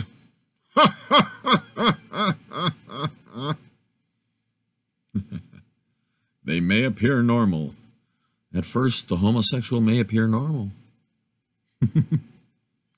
So yeah, that's funny, ain't it? Check this shit out. Y'all, if you're someone who grew up in the 80s and the early 90s, chances are you may have enjoyed listening to your favorite albums on audio tapes, audio cassettes. Well, they got a new 21st century portable cassette player that you got to check out. This is too cool. I had to show you guys this shit. Look at this. Yeah. Yo. It's the nicest thing you've ever seen. Yeah. It's the elbow. Yeah. They can play your tapes from the past. You see. Ooh wee. You just put it around your tape, and there you go. It'll be so great. Yeah. Got a volume switch. You can plug your headphones into it. You just put the tape in and carry the little tape around in your pocket. Boom. Ba ba boom boom boom. Chicka boom boom. Chicka boom boom boom boom boom boom. When you arrived, you came alongside. Mini USB. That's awesome. So you can bring your favorite album with you on the go. Just have it on a tape. You can just listen to it. It's cool. I think it's cool. It's not a necessity, but it's fucking cool. I think it's cool. So I just want to show you. I wanted to show you what I thought was very cool. So someone asked me in the chat earlier, are you Illuminati? Are you Illuminati, Evan? Well, I'm here to tell you right now, not only am I part of the Illuminati, but I am actually the secret leader of the Illuminati, the good Illuminati. Okay. I established it in the past on a time-traveling adventure where I time-traveled back in time and founded the Illuminati, the good Illuminati. Okay. And it was a secret order. But right now, the good Illuminati is made up of members of the army of heaven who have reincarnated onto planet Earth into human bodies with me so that they can help me save the world and bring about heaven on earth for everyone alive. So the Illuminati puts all this hidden Evanism symbolism into the movies and the books and the music videos and these songs and these video games so that they can familiarize you all with certain concepts that will help you understand the things I talk about when I become king, to prepare you for the world of me becoming king and heaven on earth and saving the world. So that when you hear me talk about Evanism topics and I explain to you the truth about reality and the truth about the kingdom of heaven and the truth about how we are going to build heaven on earth, you will be familiar with concepts such as time travel and concepts such as spaceships. The Illuminati is familiarizing you with these concepts of things that are real. They are educating you without telling you, hey, by the way, what you see in this film is based on a true story. They hide that fact until the right moment where in the future, Evan Lefavor, the leader of the Illuminati, I am the light bearer. I illuminate the true meaning of what the Illuminati is hidden in plain sight, in front of your eyes. So my Illuminati Knights of the Army of Heaven, they are martial artists that create works of art like songs and movies, TV shows, books, and video games. And they put this Evanism symbolism into it. And they do it in a way where they'll write a song and you think it's just some weird song because you don't understand the lyrics and what it really is about. But they hide the truth in plain sight so that later on Evan Lefavor can explain to you what the song really means. And then your mind will be blown. Okay? Like my good friend David Bowie made this song called Afraid of Americans. All right? And this song is about the knowledge that he has about who the royal family of heaven really is. Because in case you didn't know, I am the father of Jesus Christ, and my son Jesus Christ reincarnated on this planet as the man you know as Johnny Depp. So his name is Johnny, and his real name before he was born as Jesus was Johnny. Okay? So when you hear David Bowie sing about Johnny in the song I'm Afraid of Americans, he's singing about Jesus Christ, the man you know as Johnny Depp. He's singing, that's who Johnny is. And he's telling you that he knew that Jesus Christ and his father, Evan Lefavor, were both Americans and living in America. And they say, put the fear of God in you, or be a God-fearing man. Well, that's why it's called Afraid of Americans, because Jesus Christ and his father, Evan Lefavor, are Americans. Okay? So when you're done with this video, go watch that video. Go watch David Bowie's I'm Afraid of Americans. Look it up on YouTube. It's right there for you to enjoy. And now I have illuminated you about what it is. And then there's another good song called The Final Countdown. It's the final count. Meow, meow, meow, meow. Meow, meow, meow, meow, meow. Meow, meow, meow, meow. Meow, meow, meow, meow, meow, meow, meow. Meow, meow, meow. Meow, meow, meow, meow, meow, meow, meow, meow. You remember that song? Yeah. Well, listen to the song. Go find it on YouTube and look at the lyrics of the song. And you'll learn about how we are going to have to, the song is all about the human race leaving planet Earth on spaceships so that we can go to another planet and leave Earth and save ourselves from extinction level events.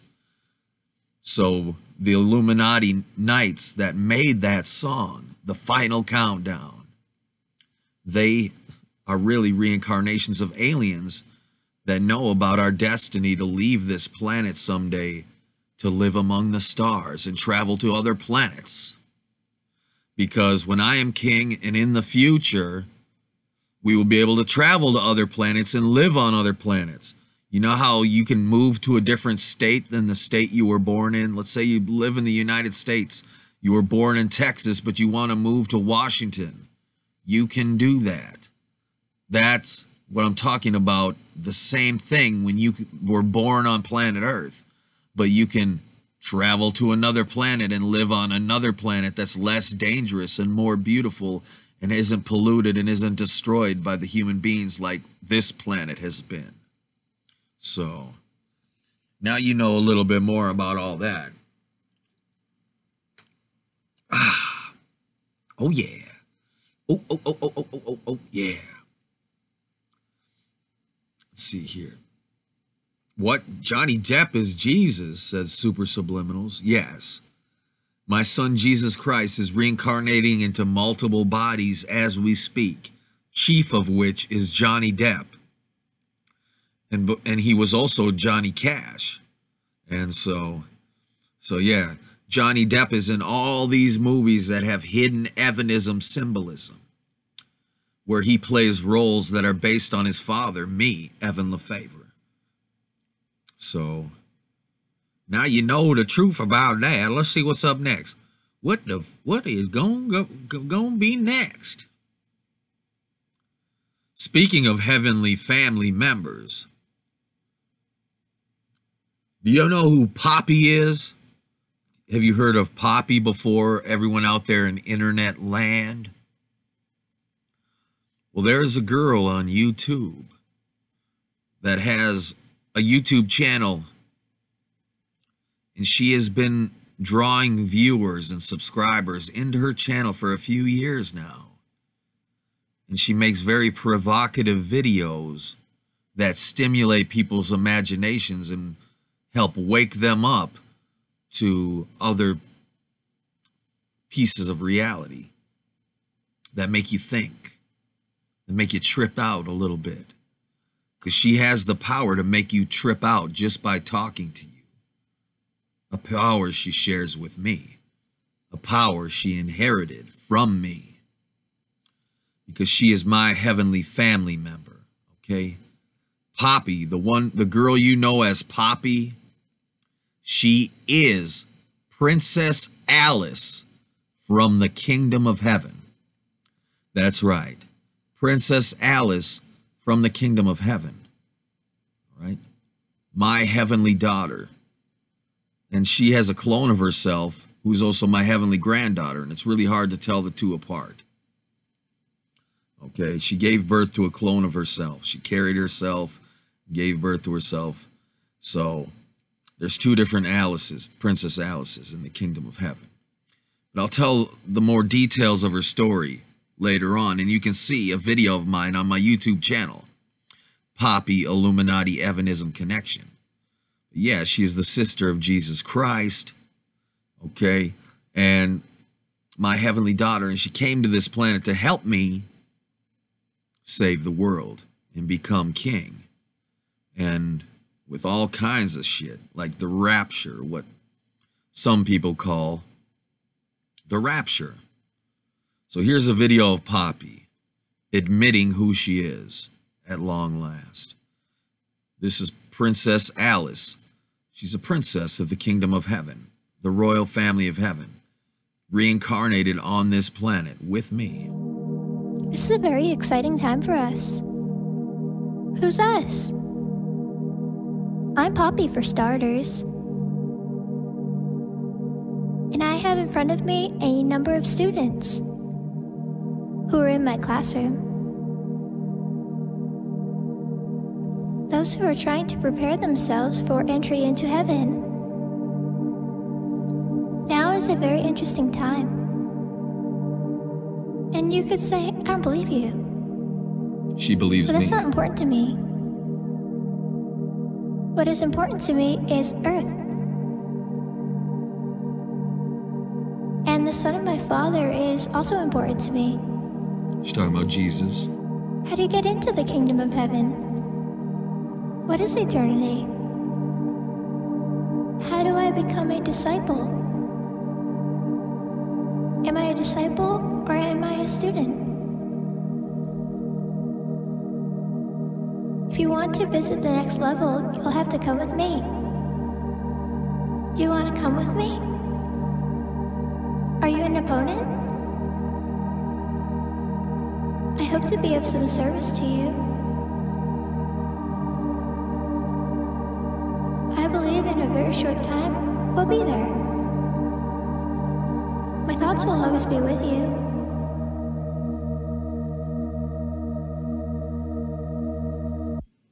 Hell yeah.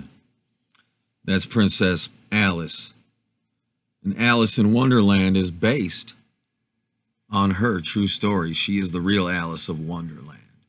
Because Poppy is a dream master, right? When you, in the Kingdom of Heaven, you can become a dream master, which allows you to have powers of a god within the dream realm and actually visit the dreams of human beings on planet Earth and actually come up with dreams for them. And Poppy owns a whole part of the dream realm because she's the Queen of Wonderland now. Alice in Wonderland is really based on her true story. So now you know about Poppy. Anthony Gillis says he is an opponent. Yeah, Anthony, I've seen you talking some trash in the chat, buddy. You know, I don't like to have any enemies, you know what I mean? But let's all try to get along here. Let's all get along here on Evan Lefavor versus the internet. Because believe me, buddy, you don't want me busting a freestyle rap about you. Because I can tear someone up in a battle rap, homie. So, just be careful. Be very careful. Let's listen to this song I made about Poppy, shall we?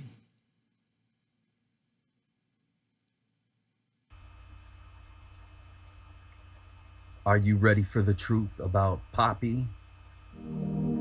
Yeah. This is a very exciting time. Poppy. Who is Poppy?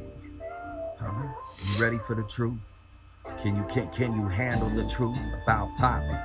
Yeah. Oh yeah, you ready? I'm about to tell you the truth, you see. Cause Poppy came here to save all of humanity. Poppy, the princess of the Illuminati. Yeah. Poppy's related to Evan. Poppy's the princess of heaven. Yeah. Poppy is the goddess of your dreams. She came here cause it's not what it seems in reality. That's why she tries to open up your mind by showing you how far behind we've come in the world. She's here to change reality. Oh, Poppy is really Princess Alice. Princess Alice from the kingdom of heaven. She's blood related to Jesus Christ and Evan Lefavor. Poppy is royalty. She's part of the royal family of the kingdom of heaven. And she reincarnated on this planet, don't you see? Cause Poppy, she came to save humanity. Cause she's the royalty in heaven. Poppy is the princess of heaven. And she has the keys to your dreams. That's why you have dreams that just don't seem to make sense. Yeah. You have a dream that's really weird. Then you've had a dream that Poppy made for you. Cause she is a dream master, don't you see? She can create for you anything in your dreams and invite you into Wonderland. Cause she's the real Alice, don't you understand? Alice in Wonderland is based on Princess Alice from the kingdom of heaven. Yeah, the girl you call Poppy, that's no one that can copy her. Cause she's original and that's who she is. She came to this planet to save all of the kids. That's why you are so in love with her. Because you know the things she says are not absurd. They make you think, they stimulate your soul and imagination. Cause Poppy came here not just to have her music on the stations. No, she came here to wake you up to the truth that the royal family of the kingdom of heaven is here to save you. Yeah, that's Poppy, don't you see? She's the princess of heaven. She's princess of heaven. She's related to Evan Lefavor, the king of heaven, who 24/7 is saving you and saving all of humanity throughout the multiverse. Cause that's just what we do, that's my family business, you see. We are the saviors of this planet. Poppy is royalty in heaven, understand it. She came here to help save the world and bring about heaven on earth for every boy and girl for eternity. So believe in what I say and pay pay attention to Poppy every day, 'cause you know you can't stop me, 'cause I got a good friend named Poppy who has my back for eternity, 'cause Poppy is friends with all of humanity, 'cause she loves you. Poppy loves you. Poppy is the princess of heaven. Poppy loves you. Poppy loves you. Poppy loves you 24/7. So let her into your life and just enjoy the way she sparks your soul. Just maintain control, because you know she spits the truth in her videos and music you see. 'Cause Poppy came here to change your destiny. Now you know the truth about Poppy. Bye-bye. Now you know the truth about Poppy.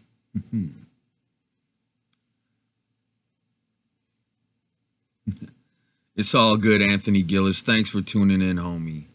I know you're just throwing me some shit to see if I was on my game earlier. I know if you're just joking around. You should reach out to Poppy and get her on your podcast, says American Skeptic. Yes, I should. Yes, I should, because you know what? Me and Poppy, we're destined to team up together. You know, she's going to be a big part of Evanism. When people find out that she's the princess of heaven, she's going to help save the world. That's why she has the big following she has right now. But as far as I go, I am actually my higher self in heaven, the Evan Lefavor, that is the king of the kingdom of heaven, the immortal God in heaven, in these giant spaceships deep in outer space. I am using technology to keep myself a secret so that I can be undercover until my book is done. And then once my book is done, I am going to open the floodgates and allow the entire world to find out the truth about who I really am. That I am the Father of Jesus and the King of the Kingdom of Heaven who reincarnated on this planet to bring about heaven on earth. And after my book is done, I'm going to be releasing a music album that's going to be all about Evanism and what's going on, with some really good music. And so the whole world's going to find out about your friend Forever Evan. So if you are one of the lucky few who know about who I really am early, then you are in on YouTube's and America's best kept secret. The fact that the Father of Jesus Christ is alive on planet Earth in America. In America. They're turning the frickin' frogs gay. Watch Alex Jones, right? No, watch me. Don't watch Alex Jones. Fuck Alex Jones. You want to know the truth? Come to Evan Lefavor, and I'll tell you the truth. B-Bat says, I already am a dream master. That's right. Many of you, this is not your first time at the... Many of you have existed for thousands of years before you were born a human being on planet Earth. And yeah, a lot of us are dream masters who we have godlike powers over the dream realm. So, and we can do things like lucid dream or time travel in, or astral project, or do all this crazy shit in the dream realm. Evan, my dog Sky says hi, and to keep it real, the past is the past. That's right. I love your dog Sky. I hope he turns out to live the longest life of any dogs ever lived on planet Earth and be healthy every day of his life. So we're talking the first dog to ever live to be at least 30 years old. That's what I hope with Sky. But when I am king, transhumanism is not just going to be for human beings. I am also going to allow you to keep your pets alive forever through transhumanism and through cloning technology. Because in case you didn't know, when I become king, we're going to legalize human cloning. Okay, so you're going to be able to get a clone of yourself made. And it's going to be great.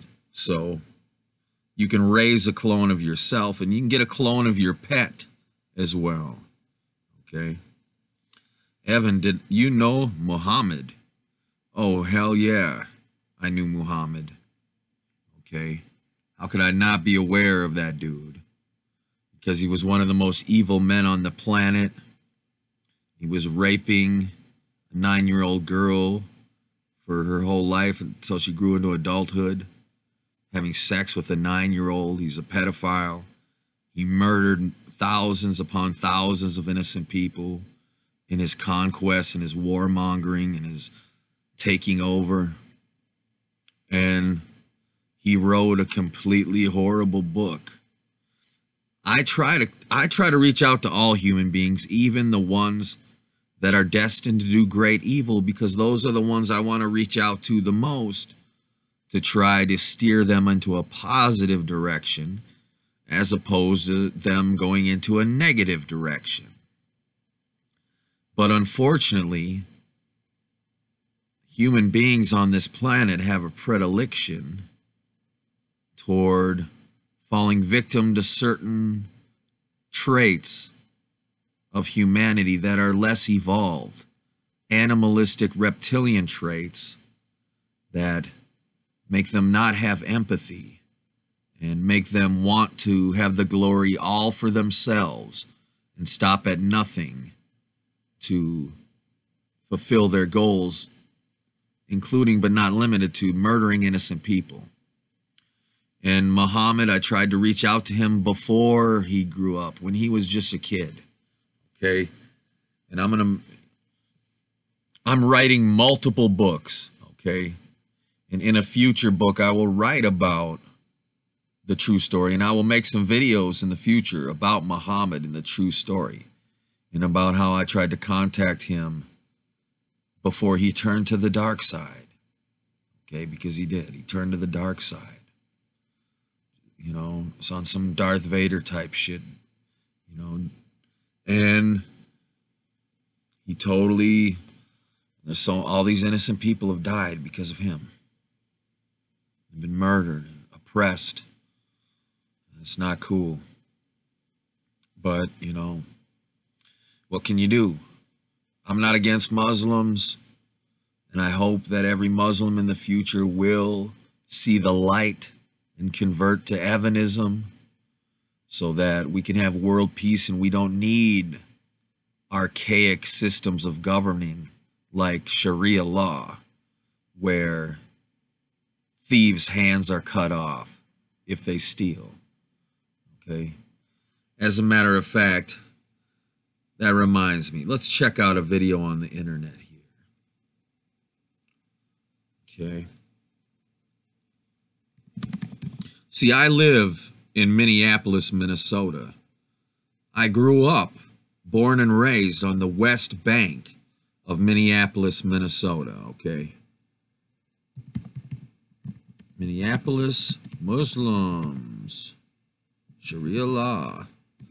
This dude came to Minneapolis because in my neighborhood, my home turf, the West Bank of Minneapolis, Minnesota, is the real Holy Land, because that is where the Father of Jesus Christ was born. That is where the Father of Jesus was born, first of all. And second of all, Prince was born in Minneapolis as well, born and raised in the Twin Cities. And the cool part about it is Prince is Jesus Christ's heavenly brother. Prince is a member of the royal family of heaven. He is the Prince of heaven, okay? My son Prince is the Prince of heaven. And he was destined, Prince, the artist formerly known as Prince, was destined to team up with me and convert from being a Jehovah's Witness into being an Evanist. When he found out about Evanism, he teamed with me and helped me bring about heaven on earth and become king. Okay? Because there wasn't just a prince in the Twin Cities. A king was born in the Twin Cities as well. So I lived on the West Bank, 2011 South 6th Street, the house I grew up in.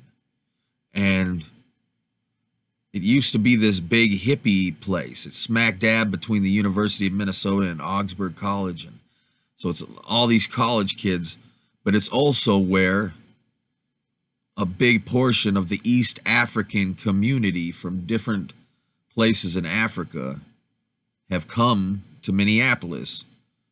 We're talking about Somali people, Eritrean people, the list goes on and on. And it's really cool. I appreciate the cultural diversity that, so I can meet a lot of people from different backgrounds. But a lot of these people are Muslims. And here a guy interviewed some Minneapolis Muslims. Let's check it out. This is the seat. What you're about to see in this video, you know, we have a lot of liberal people that say, oh, don't talk bad about Islam. Don't talk about all the evil shit related to Islam, because then you're being racist against Muslims. And they it's just not true. And then they come around with this shit. Oh, not all Muslims believe in Sharia law or that people should be killed. Well, here are some moderate Muslims, what people would consider to be moderate Muslims, living in Minneapolis.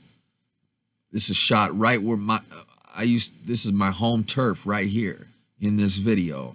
And these people in this video who happen to be Muslim, they say they want Sharia law instead of American law. And they think people should be killed for making fun of the Prophet Muhammad. They think people should be fucking straight up murdered from doing anything disrespectful to Muhammad or making fun of him at all. So that's some fucked up shit. So let's watch. This is the Cedar Riverside neighborhood of Minneapolis. It's known for the University of Minnesota, phenomenal ethnic food, and the export of American fighters to the terrorist groups ISIS and Al-Shabaab. In fact, it's reported that dozens of young Muslims from this community have gone to fight for these organizations. So yes, where I grew up, born and raised, is now the terrorist recruitment capital of the United States of America. Okay. There's so many people that live right in this neighborhood that have gone off and joined ISIS or joined Al-Qaeda or joined any of these Al-Shabaab or whatever kind of fucking they want to get involved with it. I even had someone come up to me, some dude, when I was down there back in the day going, hey man, you should join Al-Qaeda, man. I was like, oh no, man, no thanks, homie.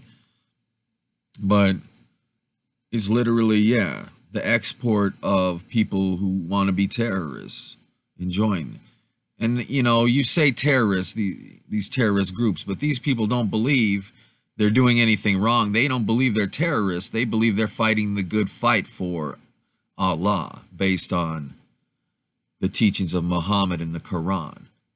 So we hit the street to find out what is going on. What is going on? Is it easy to be Muslim in America? Or is it hard?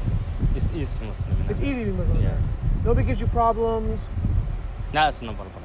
This is a free country. That's the beauty of it. So we love America. I mean, you know, it's a great country. Freedom of speech, freedom of choice of your religion. Right. So we don't have any issues. Do you feel more comfortable living under American law, or do you feel more comfortable living under Sharia law? Sharia law. I'm a Muslim. I prefer Sharia law. Sharia law, yes. Sharia law.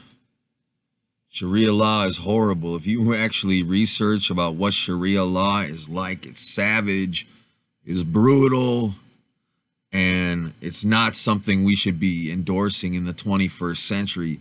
We should be moving as far away from things like Sharia law as humanly possible in the 21st century. Because Sharia law is the exact opposite of the separation of church and state. So, but these moderate Muslim Americans want Sharia law. Prefer Sharia law over American law? Of course, yeah. Of course, yeah. And do you find most of your friends feel the same way? Yeah, of course. If you're Muslim, yeah. He can make his daughter marry somebody. Yeah, he can. Yeah, he can. He has the authority, you know? The authority to do that. Yeah, to do that, yeah. So here, how young do you think it's okay? Yeah, 15. How do you feel when this whole... Okay. She just said, in America, you should be able to force your daughter to marry someone when they reach the age of 15. All right? That's what that woman just said, in case you didn't catch that the first time. Because that's what the kind of shit Sharia law says is okay. Oh, it's wrong to steal. We'll cut off your fucking hand if you steal something because you're starving to death. But it's cool for 40-year-old dudes to marry 6-year-olds and 9-year-olds and 15-year-olds. Yeah, it's cool for them to do that, they think. Because that's what Muhammad did. Muhammad married a 9-year-old girl. Or was she 6 years old? She was 6 years old when he married her. And he molested her. And then he had full-blown sex with her when she reached the age of 9. So he's a fucking pedophile, okay? And the people in this video, these moderate Muslims, think that I should be killed and anybody else should be killed that makes fun of Muhammad. You draw a picture of... They don't even want you to draw a picture of Muhammad. They think you should be killed if you even do that. So if you believe in freedom of speech and you believe in the freedom of comedy to make fun of whatever you want to make fun of without being put to death with capital punishment of death penalty for making fun of fucking Muhammad, someone who should be made fun of, it's like, come on, this is bullshit. But let's continue. Controversy with the Prophet Muhammad and people depicting the Prophet in cartoons. How does the whole thing make you feel? That really pisses me off, you know what I mean? Because they know it's a button to push. That makes me angry, and it's just that everyone gets like the big freedom, and then they don't see that the freedom that they're getting is causing a problem. It's causing hatred for other people. Would it be better if we made it illegal in America to make fun of the Prophet Muhammad? Definitely, yeah. Would you... You heard that? He wants to make it illegal in America to make fun of the Prophet Muhammad. And the fucked up part about democracy is that if he gets enough people in one state that agree with him, or in other states that agree with him, or people on a federal level who agree with him that Sharia law should be American law and that it should be illegal to make fun of the Prophet Muhammad, all they got to do is get enough people to agree with that being law. And through democracy, we could have a future in America with Sharia law, where it is illegal and even punishable by death to make fun of the Prophet Muhammad. Thank you, democracy. Oh, what a perfect system. Thank you so much, democracy. You make me feel safe about the future of the world. Not. Anyway, let's see if this guy thinks making fun of Muhammad should be illegal. Do you think we should make a law that makes it illegal to... That would be better, yeah. That would be better. To stop, aggression. I was so upset and I was so mad. They insulted our religion, they insulted our prophet, and we couldn't take it. And they shouldn't be allowed to do that. Oh my God. Big time, yes. Big time? I thought he was going to say bigly. What the fuck is this shit? He insulted our prophet. He insulted us. He insulted our prophet. So that they shot them. He's justifying them killing them dudes. Those cartoonists who published the cartoon of Muhammad. He's saying it was justified to kill them because it made me so mad. It got me mad. Do you understand the motivation behind the people then who strike out violently against people who depict the Prophet Muhammad? Yeah, I understand totally where they're coming from. Yeah. You understand why they feel motivated to do that? Yes, because when you every day face frustration and every day you have you're mad or somebody say that or you feel hate yourself, you can do anything you want. If you commit suicide, you don't care because your heart is telling you, I don't want to live no more. Wait. Okay. If your religion, if you're Muslim, and people making a cartoon of Muhammad makes you filled with hatred to the point where you don't want to live anymore, and you think it's justified what they did to kill these people who made fun of Muhammad, that is bullshit, dude. Then you got a fucking fucked up religion. You better think about your religion. Because religion was made to confuse people about what is actually right and wrong. Because these different Abrahamic religions, they teach, oh, this is what God says is the law. This is his word and says what the law is, and you must follow it. And they're lying to you. Okay? It's because the truth is the truth. And they want to be able to say, oh, you cannot say the truth, or it should be punishable because my religion fills me with hatred and I don't care if I die. Like this guy just said. What the fuck? These are moderate Muslims who say it's okay to kill people that make fun of Muhammad. Great. Because you couldn't take that much hate, or you kill someone. In a way, they kind of deserved it. Yeah, no, every action has a consequence. They deserved it? That dude just said they deserved it. The dudes who got killed in, where was it, France, where they published this cartoon of Muhammad, he just said they deserved it. Wow. Is it right to kill somebody who insults Muhammad? Yeah, because she... What? He just asked this woman,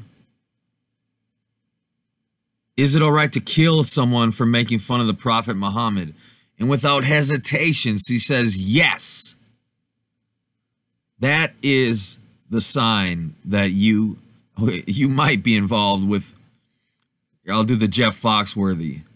If someone asks you if someone who makes fun of Muhammad should be killed, and you say yes without hesitation, you might be a Muslim. So, you might have an evil religion. Yeah. If you have a religion that has conditioned you to just say, yes, it's okay to kill someone who makes fun of Muhammad, then you are part of an evil religion. And you have to think about what's really right and wrong, not what your religion teaches you is right and wrong. You need to fucking think for yourself and quit believing this bullshit and start thinking about what's really right and wrong and how it is completely wrong to murder someone for making fun of someone else. It's fucking wrong. And if you can't understand that because of your religion, then that is fucked up. It's just, she had the religion, I understand. But she shouldn't pick up the Prophet, you know? So you understand why people would want to attack her? Yeah. If you had a choice, would you rather live here or would you rather live in a Muslim country? I'd rather live in a Muslim country with my people. Would you prefer to live in America or prefer to live in Somalia? For me, I think it's Somalia. Would you rather live in America or live in Somalia? I would rather live in Somalia. I'm not Americanized. I just speak fluent, and you know what I mean? I'm articulate, and I can articulate what I'm trying to say, you know what I mean? That's about it. But other than that, I mean, as far as my culture and my preferences and everything, it's still Somalia, you know what I mean? See, when I am king, see, there's some shit going on in East Africa right now where people are starving to death, like serious, serious tragedy. And when I become king, all of Africa is going to be like heaven on earth because of technology. We are going to get free food, free water, free electricity. Everybody in Africa, they're going to go from starving to death to being able to live like it's heaven on earth because I am king. And when they find out, when the world finds out that Evan Lefavor is Allah, have you seen this? Hold on. Oh, I can't, let's see here. No, I can't fuck with it right now. Okay. Let's watch this. Yeah, even though here you have all the freedom and stuff like that? And even though I have all the freedom... Do you think life might be better in Somalia than here? Because now you have the freedom of it, of practicing your religion, right, while working and doing your other things. Okay. So they'd all rather live in Somalia than here. Well, I'm sure there's some plane tickets that take you back to Somalia if you want to go, my friend.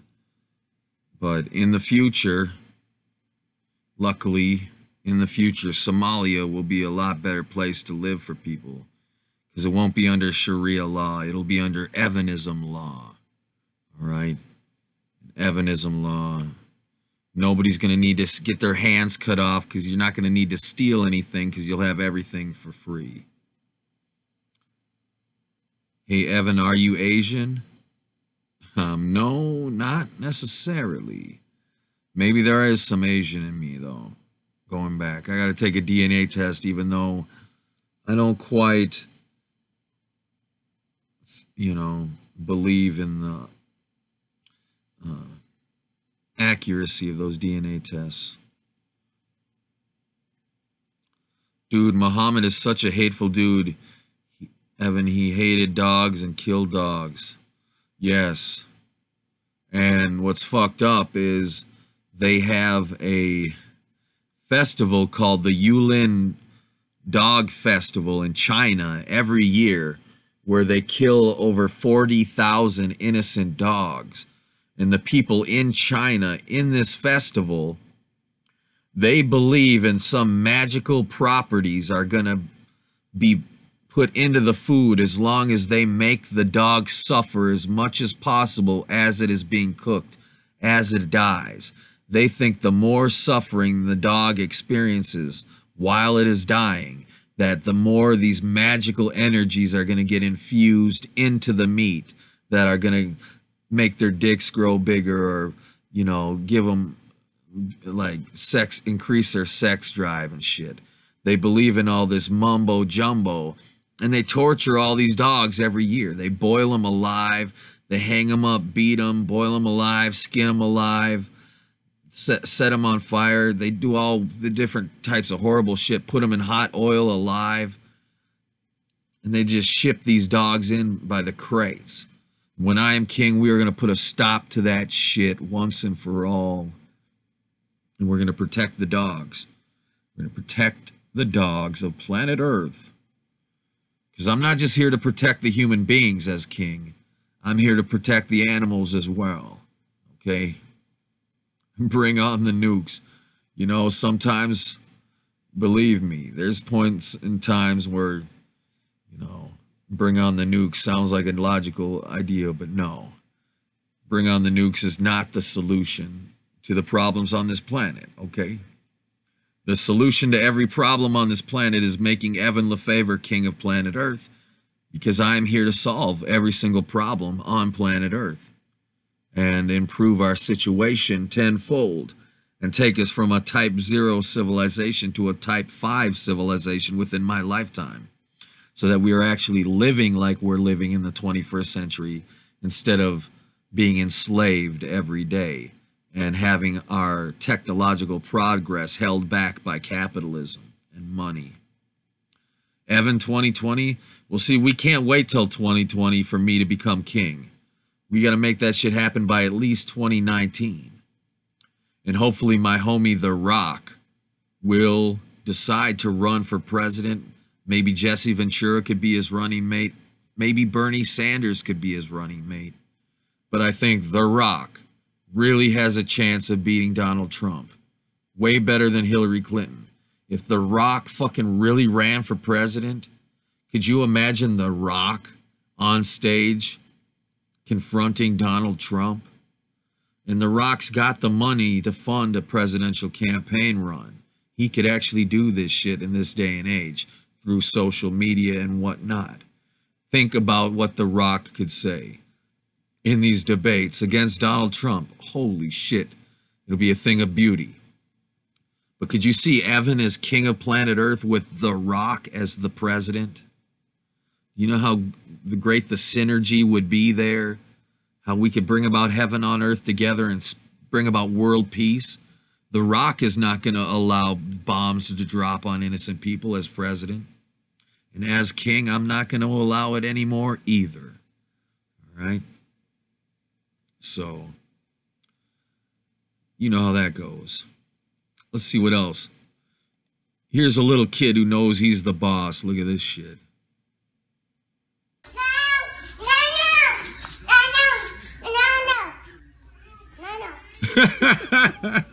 This little kid does not want his dad playing with these maracas, man. Go to sleep, okay? Go to sleep, okay? Look at this little guy. He's trying to sleep, man. This motherfucker keeps ringing these maracas.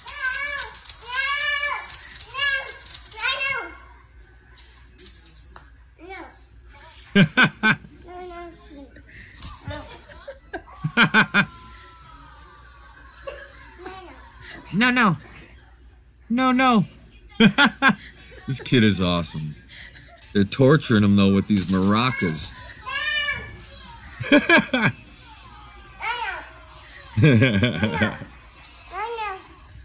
Gotta get used to it, kid. They're fucking animals on this planet, man.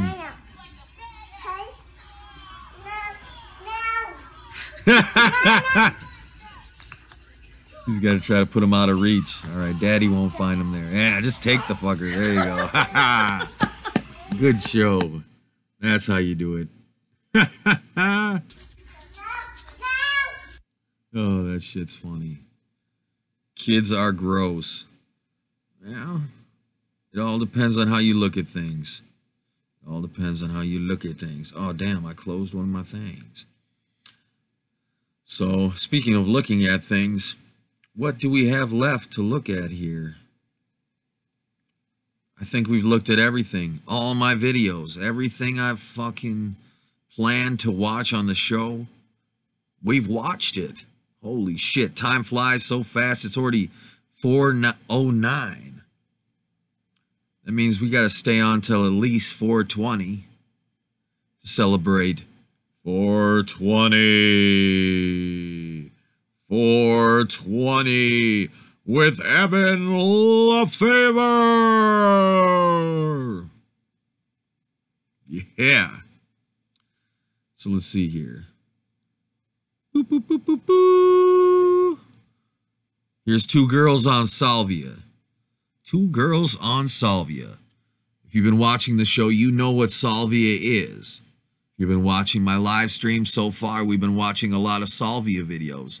But to make a long story short, salvia is a medicinal herb used by experienced shamans who are ready and prepared for what is about to happen to them.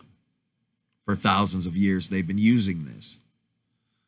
When what it does, when you smoke it, when you smoke the extract of salvia, it rips your spirit, your consciousness, your soul, your astral body. It rips your soul out of your body into another dimension.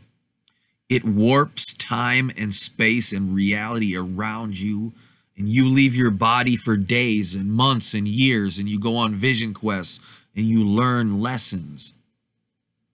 And then you are jettisoned back into your body. And it's as if only mere minutes have passed.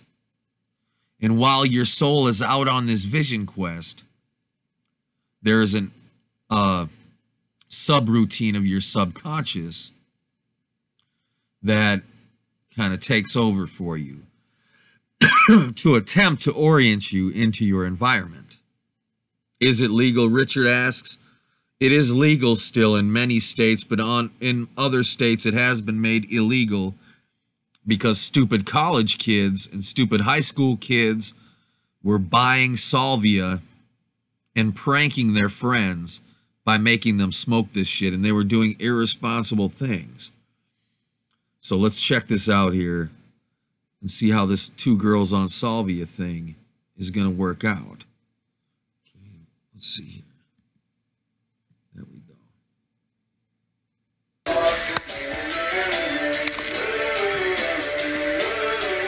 Both of these girls just took massive hits of salvia. So we're about to see what the fuck happens when they rip their souls out of their body and travel to the beyond, and what information they can bring back from their vision quest.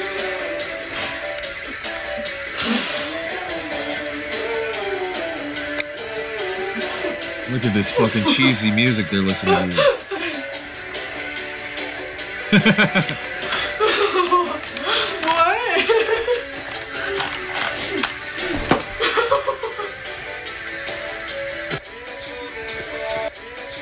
Look at this shit. Wow. This is in another fucking dimension. Both of them are. This is awesome. Nothing hotter than 2 chicks doing salvia, man. Holy shit. Turn that god-awful music off.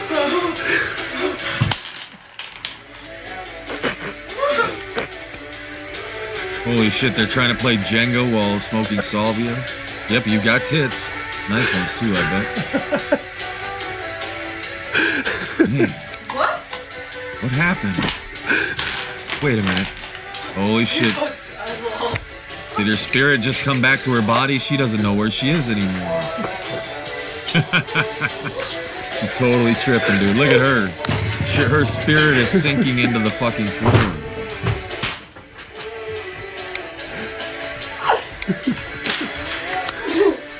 Holy shit. Oh no, man. Don't let her fuck up the Christmas tree, whatever you do.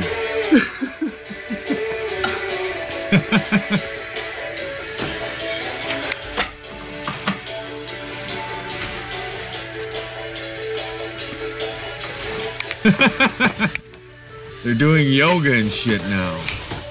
Uh-oh. She knows the secrets about reality now. She can't believe it. She's trying to hold her mouth shut. So she doesn't say everything. Fucked up that stuff. Oh my god. Why are you Why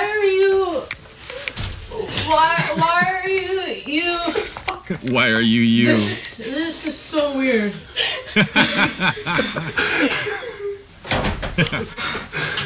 Oh my god. Oh, keep filming, keep filming. Why are you guys screaming? Why does this thing look weird? Why does this thing look weird? Why am I holding it? It's my Smith's record. You're gonna break it. You're gonna break it. You're gonna break it. What is that? Don't let your friends smoke salvia around your record collection. Oh my god. It's okay. It's okay. Sit down. Okay. Now I'm okay. Okay. Wait. How do I do this? This would be a great beginning to a porno right now. Okay, I know that it's okay up there. Okay, I know that it's okay up there. Up there in the kingdom of heaven with Evan. Because see, when you smoke salvia, you get abducted by Evan and you get to come to heaven for a little while. You get to experience the afterlife and other dimensions and realities. And I teach you secrets about the universe. And then send you back to your body in the past, as if no time has passed at all, but you still remember a little bit about your visit with Evan. Let's hear what else she remembers. But there's something different, okay? Are you okay? I think I'm okay. I think I'm more. Oh my god, that it's gonna be okay for me. Like, I can't understand. Everything looks so good. Yeah. That's like I can explain it. I can explain it. I can't right now. Right now, are you okay? Are you? Fine. You're gonna be okay. Okay. Everything when I look at it, it's like. It's leg lights? trying to explain it. Explain it. Everything was like I could focus on one thing, and the rest of it, like around it, would like get it like would get. I stop people when I let them come back to their body. I can confuse their language so they can't even describe the memories they had on their vision quest. Like, she can't even fucking put it into words. Get together. Like, I could go into it. You know what? And I went down. I don't know what happened to me, but I went down, and I was in a different life, and I could see it, and I was trying to go like back, but I couldn't, and then I could hear you, and I could turn around and go the other way. And I could hear you. You see that? She was in a whole other lifetime. She lived a whole other life. Just from smoking salvia, her spirit went into another body and lived a whole other lifetime. And then she fucking got summoned back into this one. And that's why a lot of people don't remember where they are or who their friends are for a couple minutes while the salvia is wearing off. And I went to you, and I could hear you too. Yeah, like everything. Oh my. Okay, so everything below you is getting like really like long. It was like really thick. And it was. It's like when you're slicing. I'm like slicing you, and like you're being sliced right now. I'm slicing you, and it's just like you're getting bigger, twisted. And there's like and there's like space between you. They're explaining how uncomfortable it is to smoke salvia. You feel like your soul is being twisted out of your body like a corkscrew, and you just get ripped right out. It's fucking not fun to feeling. And people feel like their soul's getting chopped up into little pieces. Some crazy shit happens to you when you smoke salvia. I can go back. It's if I go like this, if I go like this. This is crazy. This is so crazy. Fucking A, this would make a hot beginning to a porno. That's where this should have led. But a guy can dream, can he? A guy can dream. A guy can dream about having a threesome with a couple of chicks that smoke salvia. Ooh. I like girls who can get along like that. Unlike these bitches.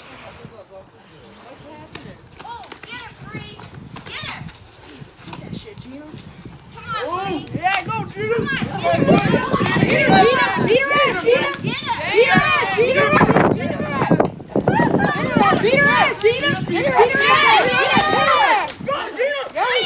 Nobody jump in this shit either. Yeah, get her, Gina! Get her, Bree! Come on, Bree! Ooh.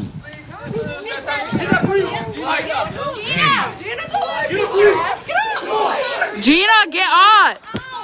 Beat her ass, Gina, get her! Get her ass, Gina! Move, Dylan! Hold on. Stop the violence. Stop the fucking violence, man. It's 4:20. It's 4:20. Right here. You see it right down here? 4:20 a.m. That's right, ladies and gentlemen. And you know what happens on Evan Lefavor Live on 4:20? We've got a friend with weed. You need a friend with weed. 'Cause if you smoke weed, you'll be cancer-free if you smoke enough fucking weed. Oh, come on, smoke some weed. I'm not smoking weed, but you can smoke some weed. This is mugwort, man. You ever heard of mugwort? Mugwort. Someone asked in the chat, what are some other, oh no. What happened to the chat? Someone in the chat asked, Someone in the chat asked, Yeah, salvia will be a human right in the future, but you will be educated before getting access to it about what you're about to experience and how to make sure to do it safely and in a safe environment. I saw someone else. Are there other substances that induce an evanistic effect? Yes, indeed, there are. There are different subjects. Like this right here is mugwort. You can buy online. Look up mugwort. As a matter of fact, we'll go to DuckDuckGo. DuckDuckGo. And mugwort. Doo-doo-doo-doo-doo-doo. You gotta get some mugwort, you see. Mugwort, mugwort, mugwort, a smokable herb. Yeah, but anyway, mugwort is really cool. The moral of the story is you can get it at different shops that sell magical herbs and magical books, like witchcraft books and stuff like that. And you can buy it online, and it's just a couple bucks for a giant bag of it. And you can roll it into these little joints and smoke it, and it's completely safe and completely legal. And it'll relax you, it'll make you feel good, and then it'll give you enhanced powers in your dreams. Suddenly you will start remembering your dreams vividly after you wake up. Suddenly you will have the ability to control your dreams, be a god in the dream realm, to fly, to make a dream manifest any dream you could ever want through advanced lucid dreaming. You can even travel to the future and the past within your dreams just by smoking mugwort, and you can make tea out of it as well. But also, there's what's known as the psychedelic mushroom. And the psychedelic mushroom was actually created by aliens, and part of my Holy Spirit is imprinted into the psilocybin itself, the active ingredient that makes the magic in your brain when you eat a magic mushroom. Okay? So magic mushrooms, that's another way to get abducted by your friend Forever Evan and learn the truth about reality. Because reality right here on Evan Lefavor versus the Internet Live. Check the chat here. Thank you so much for tuning in tonight, everyone. We're going to try to shoot for a 3-hour show here, so we got about 15 minutes left.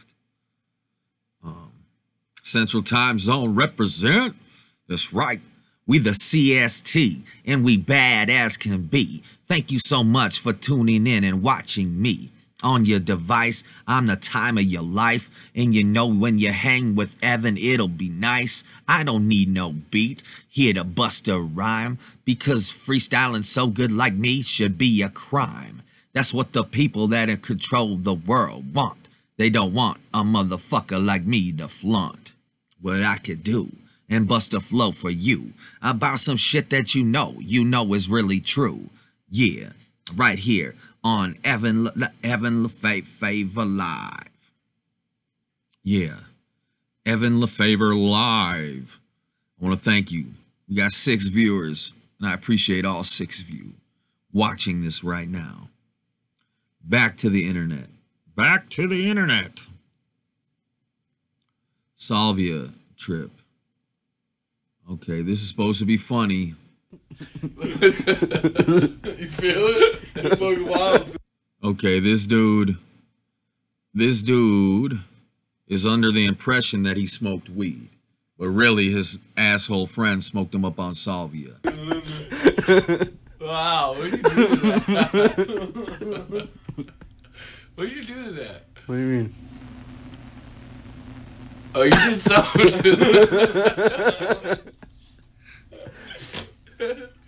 Wow. What did you do to that? What do you mean? Like you said, you'll never feel it again. The back, like, feel all tingly and shit. It's making me laugh. Uncontrollable. It's so uncontrollable. This is fucked up, okay? Don't ever dose your friends on psychedelic substances or anything without their permission and consent or them being aware that you are doing so. Especially something as powerful and life-changing as salvia. It's like rape. It's spiritual rape to trick someone into doing a psychedelic substance, such as salvia, that is such a heavy-duty spiritual substance. So don't rape your friends spiritually, my friends. Y'all just said the recording. That's messed up. I told you to use my phone. Let's see what this guy does. Are you breathing in, bro? Ah, man, you just let some of the smoke out, bro. You ain't no cheese. Uh-oh, and they're in a car? Great. This is why they made it illegal, because in a lot of states, because people were doing this shit in public in dangerous places where they could get hurt or accidentally hurt someone else or break things. Or... Oh, fuck, the snakes! Look, the snakes! The snakes are here! Hey, look, the snakes, bro! The snakes are here, bro! He's tripping. He's fucking tripping out, man. Hey, what are you looking for, bro? Hey. Hey, what are you doing? What are you doing?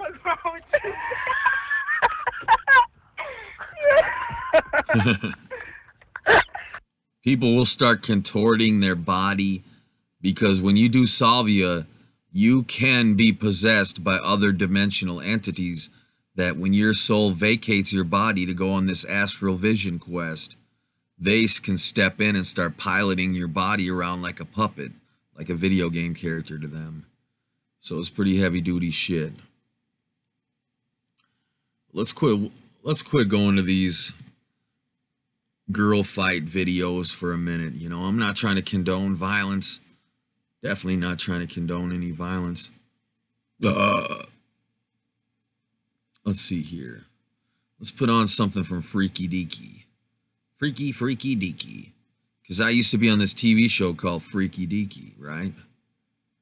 And I have a playlist that you're seeing right now on YouTube all about Freaky Deaky. So, if you want to see some Freaky Deaky, definitely check this playlist out.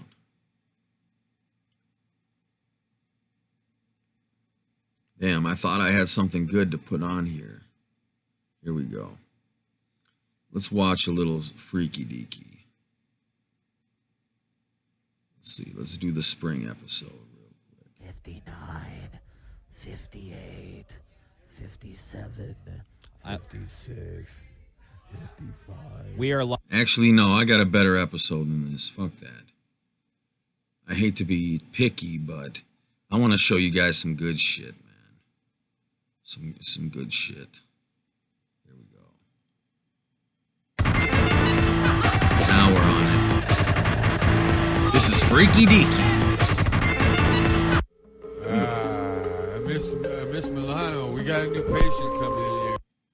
Okay, now, just to give you some context, Freaky Deaky was a live television show that was unscripted, completely improvised, and every night we would have a different theme, and the cast members would do different wild shit in front of the camera. And then live viewers could call into the show and interact with the show. We would do shit that they request, and then all these unique callers would call into the show. And this, what you are watching now, is from the Psycho Ward episode, the mental institution episode. And this is a character I used to do on the show named Clayton Davenport. Clayton Davenport is a stand-up comedian who does psychedelic mushrooms and all kinds of different mind-altering drugs. So they put him in control of being the guy who hands out the drugs in this freaky-deaky asylum. So here we go. Let's check this out. My name is Dr. Davenport. Welcome to the Freaky Deaky Asylum, man. I didn't do nothing while I'm here. Well, no, man. Settle down, man. It's all good, man. Here's what we're gonna do, man. I'm your friend here, man. Me and Miss Milano are your friends. We're here to help you express who you are without feeling bad about it or harming anyone in society, man. You put handcuffs on me and told me I couldn't have tuna for the rest of my life, and it's the only thing I love is tuna. No, it's okay, man. Well, you know, you don't listen to them, man. Well, those are just the guys at the door. Look, here was what I'm gonna do. I'm gonna start out with this. I'm gonna draw you a picture, man. And what I want you to do, see, my name's Clayton Davenport. I'm an expert in drugs, man. So they made me in charge of handing out all the drugs here at this facility, man. I'm the president of an intramural tennis league. How could I be more sane? I'm the president of an intramural tennis league. I play doubles. You can ask anyone on campus, they know.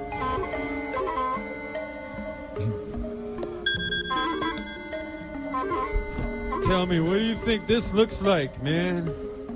Right here, man. I think that looks like Pac-Man or Mrs. Pac-Man or transgendered Pac-Miz. Pac-Man or woman.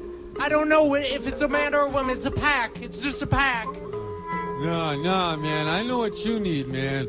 If you don't think that looks like a mushroom, man, I know exactly what drug you need, man. We got a new thing. You heard of LSD before? This is called LFD, Liquid Freaky Deaky, man. We gotta use the deek machine to juice it out, man. We're gonna extract the Freaky Deaky out of the show Freaky Deaky, man. And you're gonna be the first test subject, okay, man? Every test I ever taken all failed. No, man, not here, man. You're in good hands now, man. You are in good hands, folks. Hey, this is the new recruit. I want everybody out there to be nice to him, because he's good. He's a good guy. I'll prove it. Every time I get something new, it's bad. When I got a new mom, it was bad. When I got a new dad, it was bad. When I got another new dad, it was bad. When I got another new mom, it was bad. When I got a new aunt, it was bad. When I got a new diaper, that was good. That was the one good one. I can see that being a good one, you know what I mean? I agree. Hey, I know what we should do, man. Why don't, you know, I like what you're dressed. You're dressed good, man. Let's get you in with the rest. You can meet the crew, and we're gonna, a little bit later for lunch, then we're gonna take the drugs, man, okay? Just don't shock me. Don't shock me. I don't like to be shocked. Oh, me neither. No surprises, I don't like electricity. Man. I don't like electricity. I wish I was born before electricity. I hate Thomas Edison. I don't like electricity. Yeah, we gotta get the meds. Hey, nurse, Dr. Khan, it's on, man, it's on. What's going on here? I wish Tesla had never been born. He needs more meds. Subject for me. What? This is a very touchy subject for me. Yeah, why is that? Well, you know, being crazy. Are you saying you're crazy, ma'am? Well, yeah. What kind of craziness do you have? I guess I really like to just sneak a sniff of my butthole about every 5 minutes. Like, keep doing it. Alright, knock knock. Hello. Hello, is this Freaky Deaky? Sure is. This Biker Dad? Yeah, this is Hey, Biker Dad. That's my dad. You might have seen on an earlier episode of Evan Lefavor Live, but my dad is in a film with Pee Wee Herman, and he was on The Tonight Show with Pee Wee Herman. So we checked part of it out on an earlier episode. So go back and watch one of those. But this is my dad calling in. Biker Dad. Biker Dad, man, what's up? Oh, you know, we're just at the mental asylum. I brought my helmet just in case things get rough. Hey, mental, yeah, I see that. You're all set, ain't you, brother? You're all set. And you know, I got a joke about the mental institution too. Yeah. I can tell you that. If you want to do that first, I got a couple things on my agenda here tonight. Okay, let's hear it. On my gender. You know, you want to hear the joke about the mental institution first? Sure, let's do it. Okay, this is when Jesse the Body was our governor, right? Okay. And he decided to go tour one of our mental institutions at nut houses to see how everybody's doing, right? Yep. So he goes down the hall and he goes in the room and there's a girl playing a piano and the governor asks her, how you doing? She goes, well, I'm doing fine, Governor. I'm practicing to be a pianist. When I get out of here, I want to be a pianist. And so, fine. Go in the next room. Here's a guy working on some wood. And Governor Ventura says, what are you up to, young man? He says, well, I'm practicing for when I get out of here with this wood. I want to be a carpenter. I want to be a woodworker, you know? I want to have a job when I get out, right? So Jesse the Body Ventura, governor, says, that's just fine. That's just great. And so he gets into the next room, and here's this guy. He's all nude, and he's got his penis in a bag of peanuts. And Governor's a little shocked. He says, hey, young man, what are you up to? And he goes, well, Governor, I'm fucking nuts, and I don't care if I ever get out of here. There, you know that. I was there. I attended. I was at the gym. Somebody's got to stop. I don't know this instruction to turn over this attack. Freak out. Hello? Yes, hello. Are you listening? I am listening now. Whoa. Big head all of a sudden. The show's a trip, man. I expect a little more respect when I call in to break ticket. Oh, what do we have here? Oh, boy. Oh, boy. This is good. All right, I'll let you guys freak out. Enjoy the He's having an adverse reaction to his medicine again, guys. Hey, does anybody know the Heimlich maneuver? Let them out. Don't yell her. Hey, is there anybody that swings both ways? There you go, Bacon. Like Get it, yell get it. You know what they had to do? Then there's Don't hair yell her. around it. Go for it, Take man. him out to the shed. Go Shoot for him. it, man. There you go. Take him out to the There you go. shed. Get it Pull up. the trigger. Get it up. Not you, Bacon. Pull that Him. trigger. Sam, get it up. There you go, buddy. So we had a different musical guest doing music every There episode, you too. go. Oh, that's worse than Little Kim. Oh, God. Oh. Gotta shoot that. There we go. Okay, thanks, Sam. Thanks, Sam. We're gonna try some new drugs on you, man. Well, I thought that was gonna work. Welcome to Freaky Deaky. You are Ray. See, Freaky Deaky, on the last 10 minutes of the show. Now, we didn't screen the calls. Everybody could call in. You could call in and say whatever the fuck you wanted to say. And I might resurrect that format in the future and do a call-in show here so that you guys can call me on the phone and talk live on Evan Lefavor Live. We'll figure out how to do it. But yeah, so anyway, the last 10 minutes of every show, we would do the show every Sunday live on TV. And the last 10 minutes of the show is naked time. And we would count down to naked time, and then everybody would just take off all their clothes. All the girls, all the guys, just take off their clothes and get naked. And then they would just be about to take their underwear off when the cameras would go off. But we recorded stuff as the cameras went off. That's a little too hot for TV. You might see it here in a moment. Shake it up, shake it down, move it in, move it around, disco lady. This guy singing is horrible. Hey, will one of you psychos wipe up this crap? Disco lady. I remember all my life, raining down as cold as ice.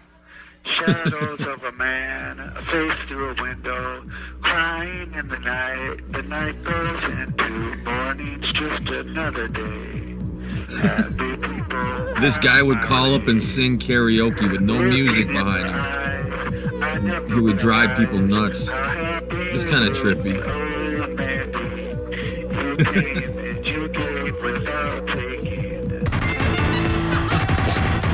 You came. Oh, okay. Keep listening on now. I want that to happen. Kelly Day is about to walk in here. Kelly The biggest bear I've ever seen. She's like a little sunshine. Caller, what do you think you're seeing on the screen right now? Looks like, it looks like Ricky Icky I was colorblind. What? Oh, it's a fucking Rorschach test. My dream of becoming a dentist, like the little elf in the Rudolph cartoon. Oh, it is Rudolph. Okay. Interesting. Yeah. Interesting. It's interesting that you can say that because you know what that means. What? I like these things. It means that you are the star of the show and tell show. Oh, I am the star of the show and tell show. So it must be right. And my sidekick, Ashley Sierra, sometimes calls into your show too. Oh yeah? Yeah, Is she she's the one that my was talking about her servant. butthole? She's my apprentice. Is she the one that was talking about her butthole earlier? Yeah, she talks about her butthole sometimes. Hey, caller, what do you see now?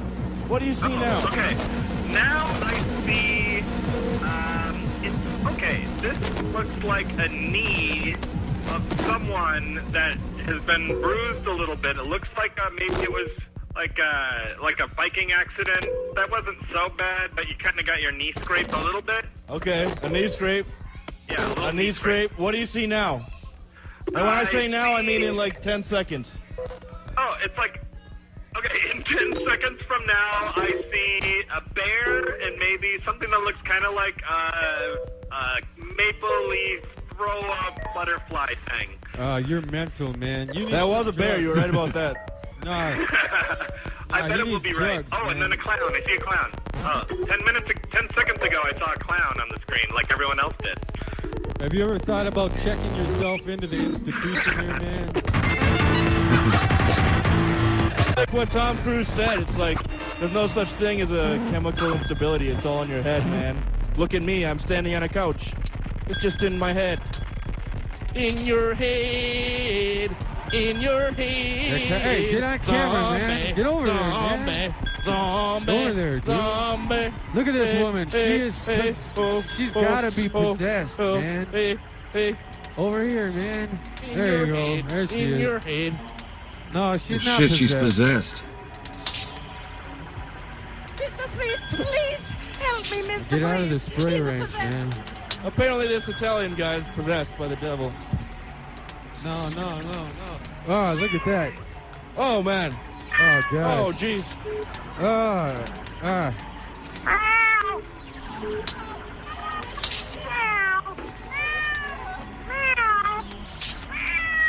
She's bleeding from the mouth, man. That's a spicy meatball. Oh, shit. I think you got it confused. Mamma mia. The power Mamma mia. of Christ compels you. The power of Christ compels Mamma mia. That's a spicy meatball.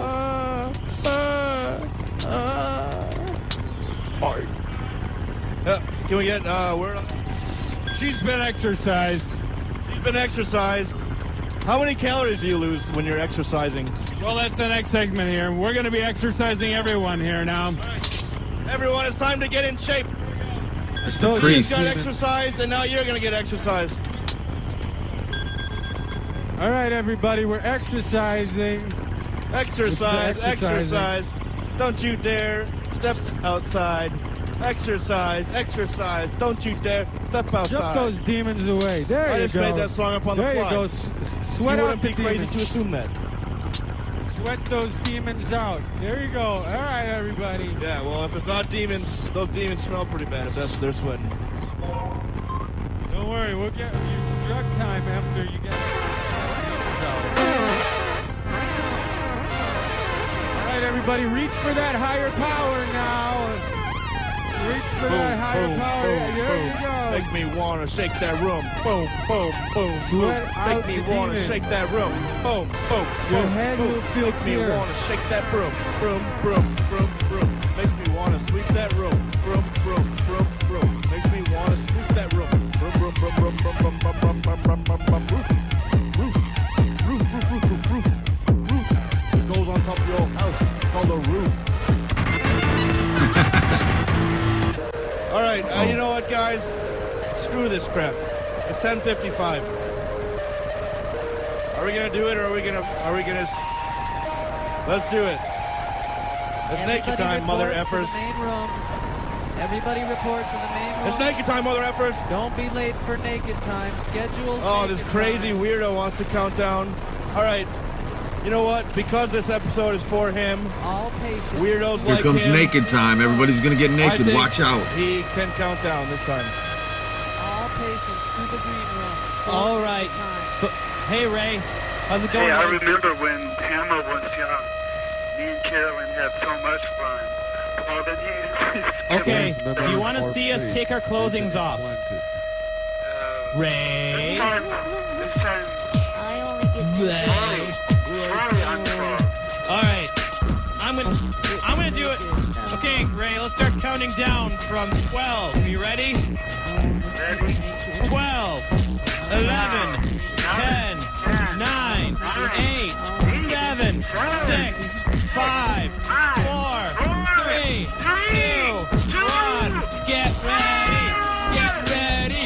Get ready. Get ready. Get ready. Get ready. Get ready. Get ready. Get naked.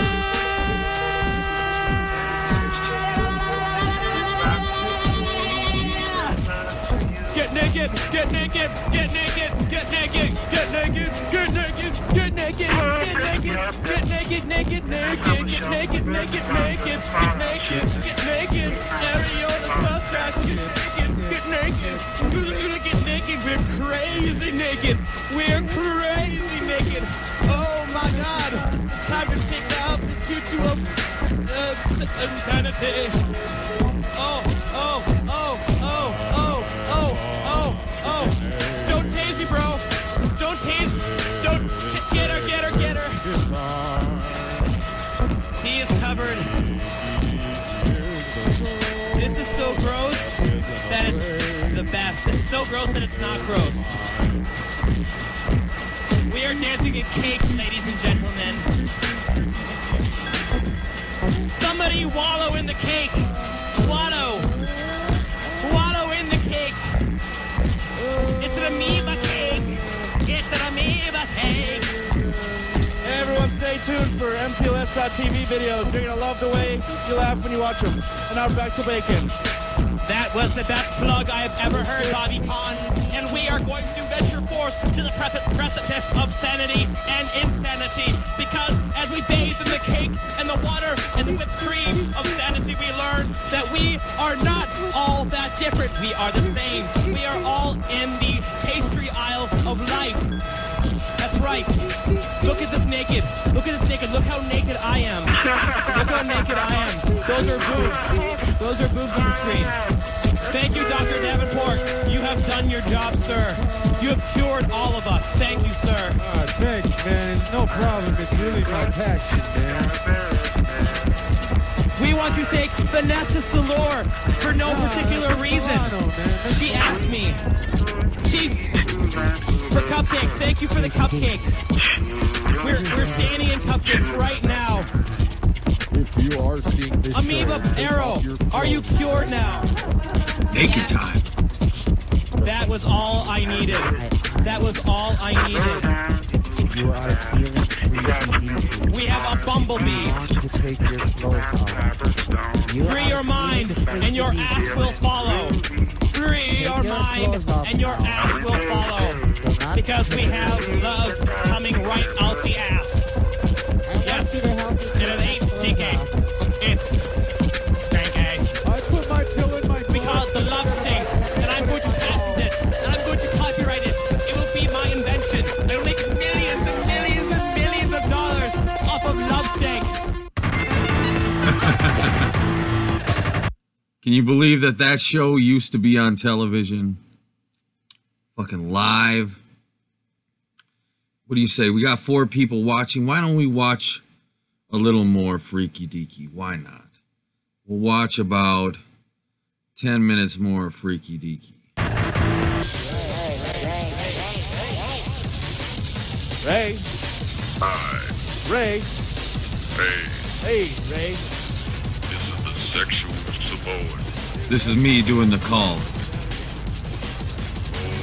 This is sexual Samoan, my friend. Oh, yeah? Oh, yeah. What's that all about? I'm calling live. So you must be a real native of these Tiki Diki statues. Yeah, I gotta bring back Dr. Davenport. Okay. And I'm just paying attention to your show. See, we'll watch some future videos of Clayton Davenport, because I got some funny videos just to him. But yeah, you'll see some more. Clayton Davenport's his name. Clayton Davenport. He'll be back. He will be back. Making sure that you're not crossing the line with my pants. Not crossing the line, are we? Oh no, shit. I love everything that you're doing. Okay, good. It is perfect. But I was gonna say maybe y'all should put in some more surfing and maybe some more belly dance. Oh my God! Never mind, the show is perfect. See, I'm the sexual Samoan. I'm a 500-pound porn star, and I was born in Hawaii. I don't know if you ever had a porn star call your show. Oh my God. These women are beautiful. The sexual Samoan approves of these women. Oh my, yes. See, I'm the sexual Samoan and I have a penis like a monkey. I don't say penis on television, but I am the sexual Samoan. Hello. Hello? Oh, sorry, we got technical difficulties still. We're having, oh no, that's just my sexuality is permeating the phone line as the sexual. Hello. And you're just, when you as sexual as I am, when you are as sexual as the sexual Samoan, you are on the phone line all day, all night.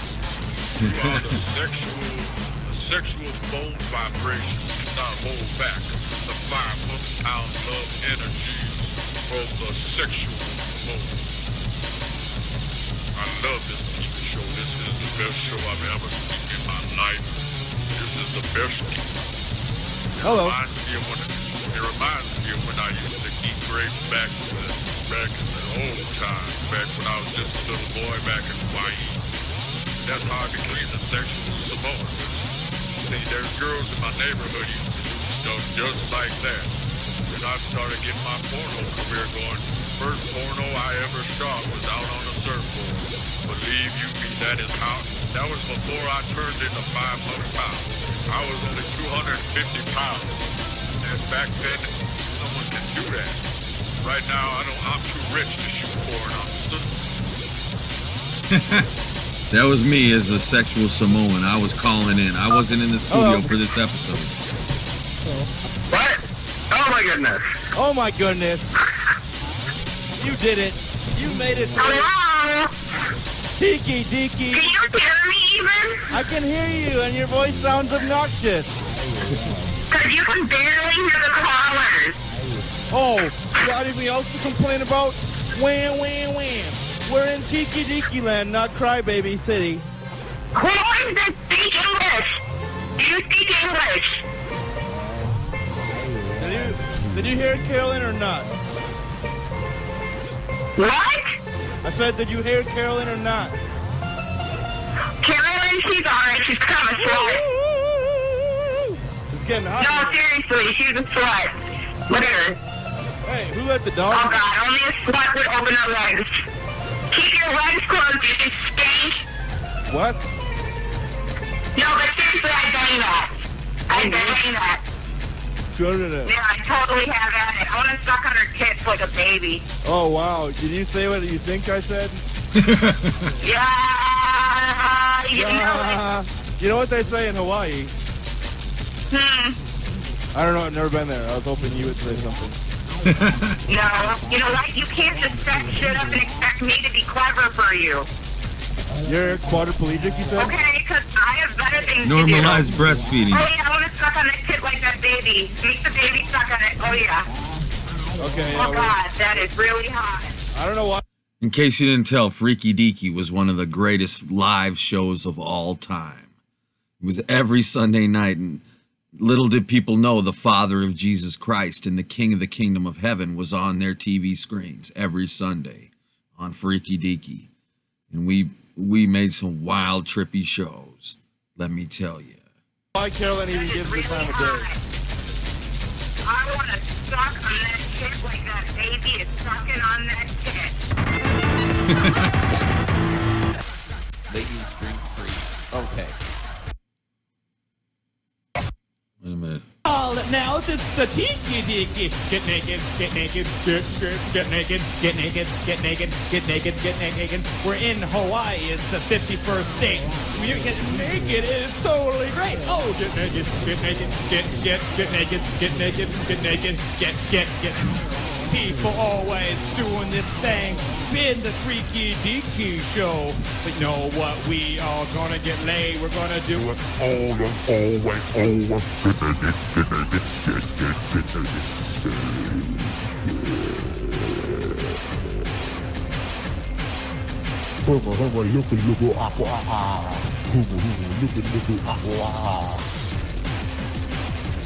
Trivia facts. The state fish of Hawaii is called the Huma Huma Nuku Nuku Ahua. The name of the fish is bigger than the actual fish. Wow.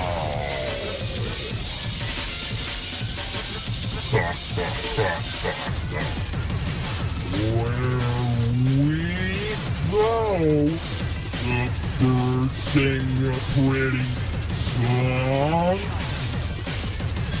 Yeah. Fun fact. In Hawaii, Japanese people live there. Wow.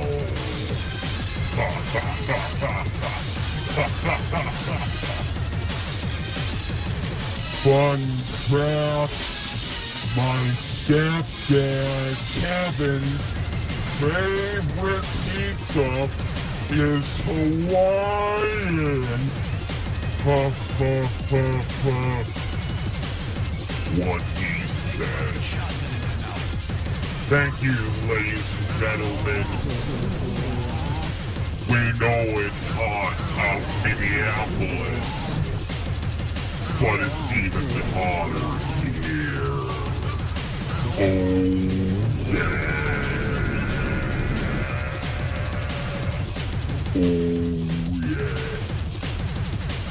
I'm wet as a hot dog in summer.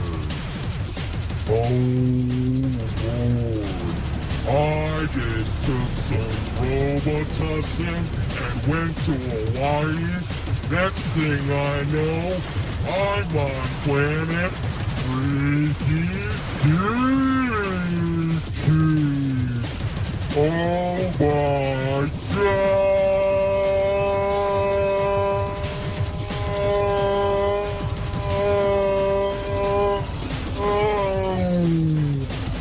Oh, those are some nice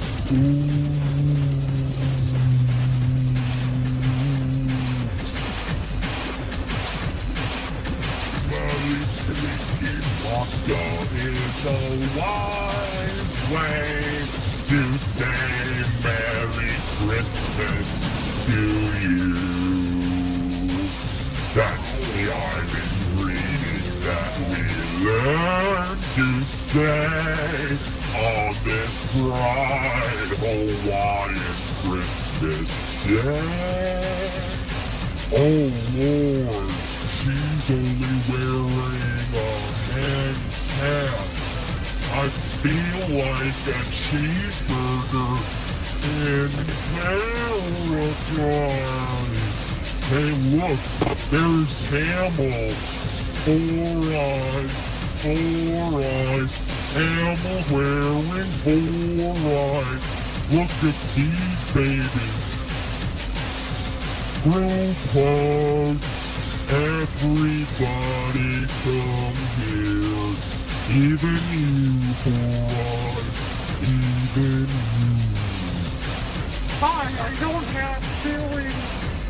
I know you don't. That's why I do it. 'Cause we're in Hawaii. I have a poo-poo platter in my pants. That's okay. We're in Hawaii. It's culturally significant. Fun fact. The once alleged illegal alien and president is from Hawaii. However, he is not a legal immigrant.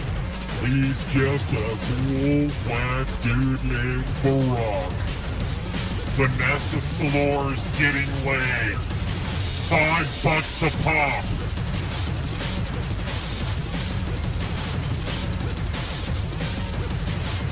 Hell up out! Hell up out! It's time for the wiggle spaz dance! I love to. I love you.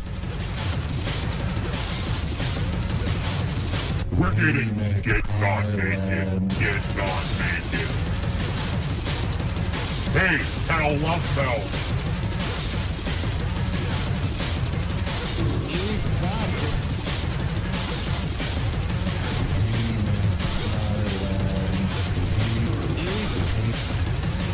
He's got a pear in his pants.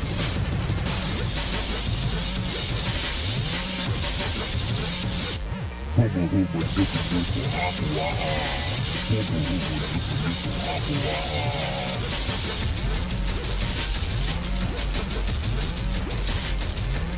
Ooh ee ooh ah ah, ching chang, wanna bing bang. Ooh ee ooh ah ah, ching chang, wanna bing bang. Ooh ee ooh ah ah, ching chang, wanna bing bang. Wiggle wiggle wiggle wiggle wiggle wiggle wiggle wiggle wiggle wiggle wiggle wiggle wiggle wiggle. I don't know if I can take any more of this, man. See the Hal Doctor. This is One Piece. Can't And take it. you know him from the Sunday Minneapolis television. Can't stand it. Holy shit, man.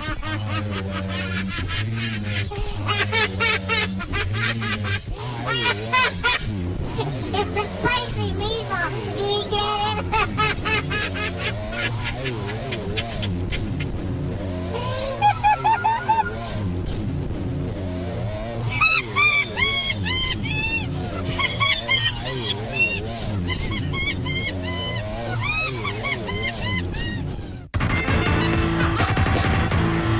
Wonderful. Okay. Hi. Welcome to Freaky Deaky on Minneapolis Television Network. We are going to start some really good music for you in just a second. We have Areola 51 providing noise for you tonight. I'm going to just keep on going. Just peekaboo me with that later. Peek. Okay, I'm bending down. This is Freaky Deaky. This is the show that nobody prepares for. It's an alternative to the rest of everything. So, to begin with, I'd like to bring in a very special guest. Ladies and gentlemen, you know him from the Sunday Funnies. Come on out, Garfield. Garfield, yeah! Clapping, clapping, clapping. Garfield. Oh, we should probably answer calls, huh? Looks familiar. Oh, how do I get out of here? Looks kind of like me, doesn't he? Hey, that is me. No, that's Garfield. Where's the lasagna? We got a reenactment of Garfield the cat. It's a favorite.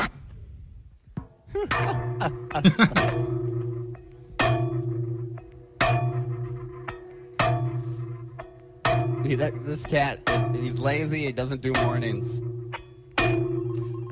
All right. Hello. Hello. Oh, is Mr. Swizzle there? Mr. Swiggle? Swizzle? No, not Swizzle. It looks like just Garfield and John. Do you know these characters, Ray? No, this is Iron Man. Who is this? Iron Man. Our Man. Are you familiar I am Iron Man. What does Iron Man do? He hates money. Has he lost his mind? Can he see or is he blind? Can he walk at all? Or if he moves, will he fall? Is he live or dead? Has he thoughts within his head? Well, just pass him there. Why should we even care? Has he turned to steel in the great magnetic field when he traveled time for the future of mankind? Nobody wants him. He just stares at the world. Look out, Garfield. This song he's singing is about me, Iron Man, right? Hey, Garfield, a friend of yours is here. Now the time is here for Iron Man to spread his fear. Vengeance from the grave kills the people he once saved. Nobody wants him, they just turn their heads. Nobody helps him, now he has his revenge. Heavy bolts of lead fill his victims full of dread. Running as fast as they can, Iron Man lives again. Odie's tongue. Odie's tongue. Thank you for your call, Ray.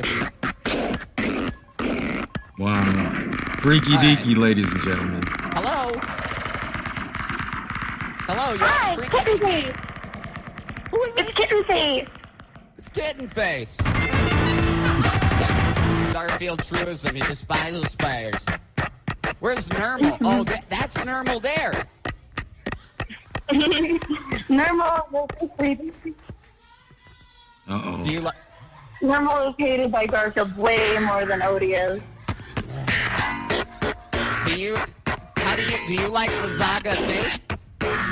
No, I hate lasagna. You do? How can you hate lasagna? Yeah. Why? You're saying that to piss off Garfield. I'm weird. I'm a normal cat. I'm not like Garfield. I don't eat human food.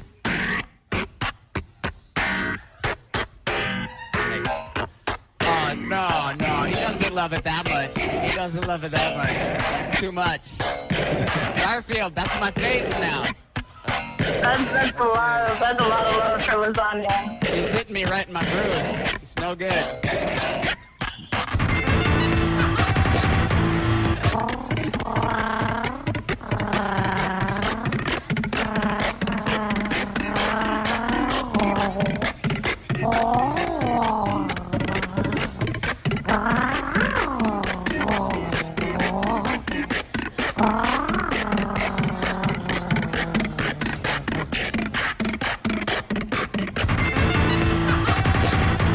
What was the first cat that you loved?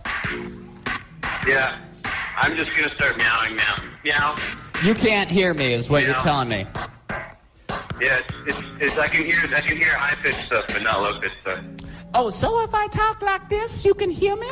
That's so much better. That's so much Hey, welcome to Freaky Dicky. Why do you love cats so much? Well, Freaky Dicky. I love their paws. Thank you. They came with my paw. They're retractable. Paws, meow. They're retractable, meow. Yeah, bye, meow. All right then, bye, my meow meow. Ladies and gentlemen, it's now time for the main attraction. Besides the lovely Mrs. Smith, it is Miss Tomahawk Tassels. Take it away, honey.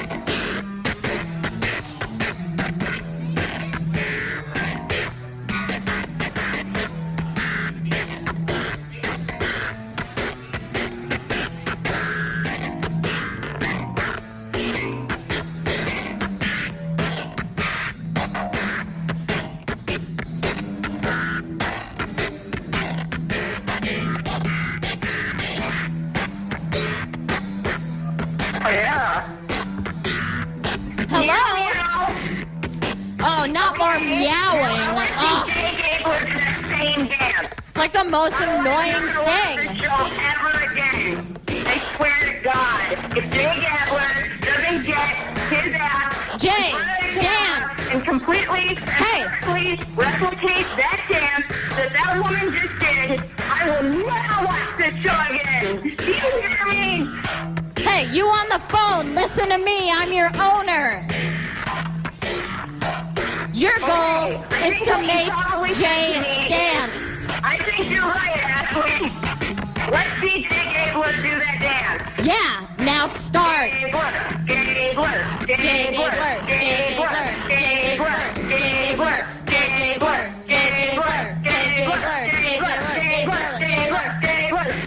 He's still not dancing. You gotta do something else. Try something else. Do that dance. Jay Gabler can do that dance. Oh. Do that dance. Oh. Do that dance. Oh. Jay Gabler will do that dance. Boom, boom. Do that dance. Jay Gabler. Do that dance. Do that dance. Do that dance. Do a little Come on, Jay. Your top, Jay Gabler. Do the same dance. It has to be the same. It has to be the same. Yeah. That's the way to dance. That guy right there, Like a cat. he wrote the book Sociology for Dummies. Seriously. This guy dancing right here wrote Sociology for Dummies. His name is Jay Gabler. Look at him. Jay Gabler. Do the dance. The same exact dance. It must be the same dance. It must be the same dance. Jay Gabler. Do that dance. Do that dance. Do that dance. Do that dance. Do that dance. Do that dance. Do that dance. Do that dance. Do that dance. Do that dance. Whoa-ho-ho! Yeah, that was one hell of a dance. Congratulations, Jay Gabler, for dancing awesomely.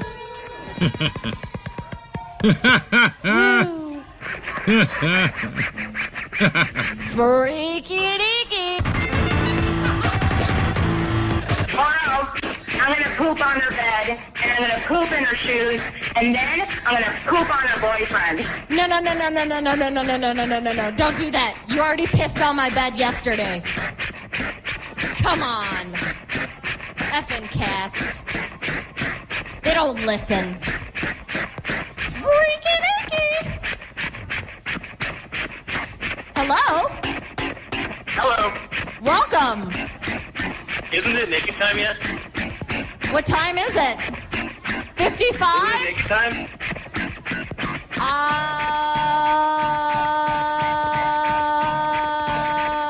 My cat just told me it was naked time. Okay. Do you want to start the pre-naked time, Naked time, sayings? Yeah. Apparently. So, who's ready for cat naked time? A lot of tails in the air. We need some getting ready. Get ready, You guys everybody. ready? Freaky deaky. Freaky You deaky. gotta get ready The first. craziest show you've ever seen on your TV. Are you ready? Freaky deaky. It doesn't seem like you're ready. Freaky, freaky, Are freaky, you ready? freaky, freaky deaky. Are you ready to naked?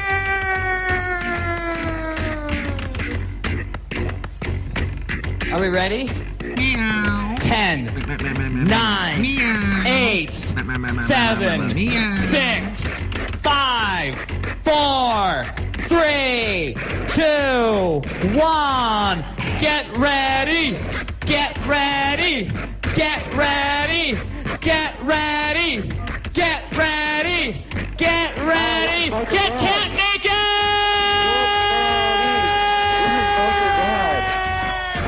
Hey, we're getting naked, biker dad. I'm glad you called in. We haven't heard from you. Oh, he went away. It's naked time. Get naked. Woo! Naked.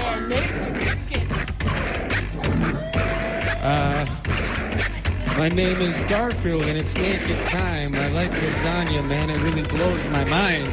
I'm on Freaky Deaky, and we're having fun. And my name is Garfield, and I'm ready to get it done. I'm telling you, man, my best friend is Odie, and I know it's a dog, man, but don't try to fool me. Like a piece of paper, man. Hey, this is Tailmeister. Are you naked, man? This is Tailmeister. Ladies and gentlemen, Mrs. Smith on guitar. Freaky Deaky getting naked.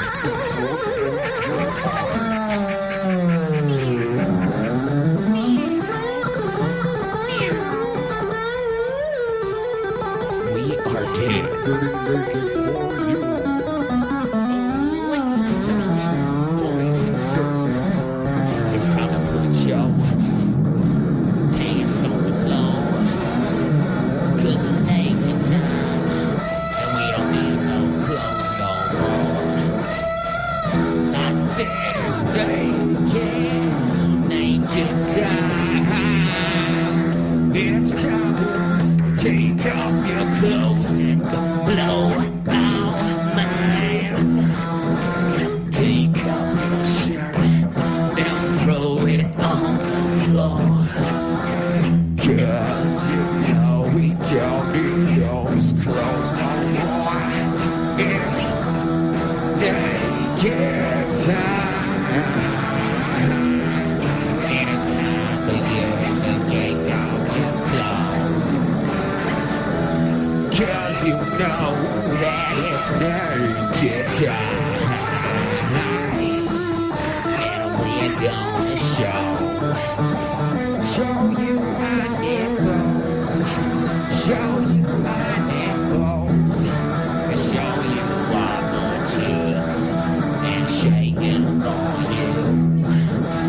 Show you that we can get real naked.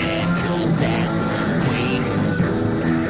'Cause that's what we do.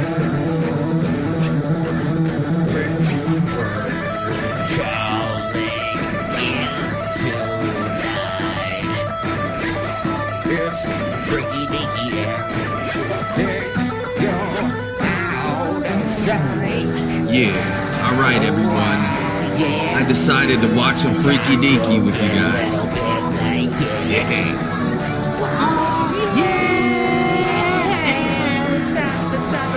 Time to shed a little bit of your clothes. Yeah, it's not as hard as picking your nose. Here we go, it's time to go. Your favorite part of the show. Me, your body. It's naked time. Just get naked, get naked, get naked time. Get naked, get naked, get naked, get naked, get naked, get naked. I see you, you're naked. Hey there, naked, get naked. Naked time. Naked time. Naked time. Naked, naked, naked, naked. They're naked and they're dancing. I see her butt. The naked.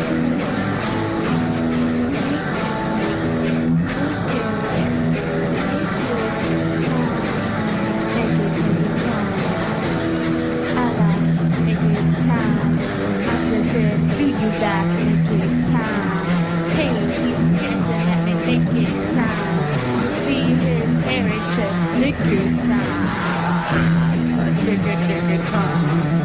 Oh, naked time. Oh, naked time. Oh, naked.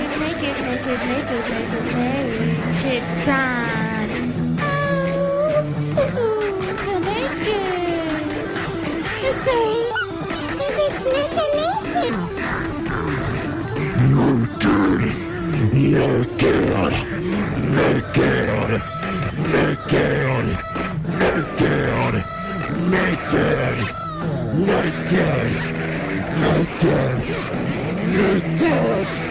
naked, get naked, get naked, get naked, get naked,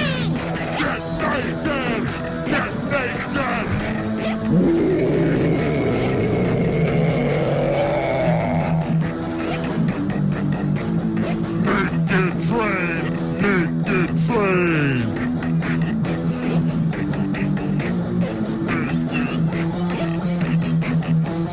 If you want to see more Freaky Deaky, come to my channel and look up the Freaky Deaky playlist on my playlists. You can see the playlist I've made. There's more Freaky Deaky coming soon to a reality near you. Lift you on, Mr. Smith. This has been Cats. And remember, always spay and neuter your house pets, or else they will buck like crazy. Yeah, B-Bats, you're a fan of Freaky Deaky now? Good, homie. Hell yeah. Freaky Deaky's where it's at. Too bad it had to end in 2013.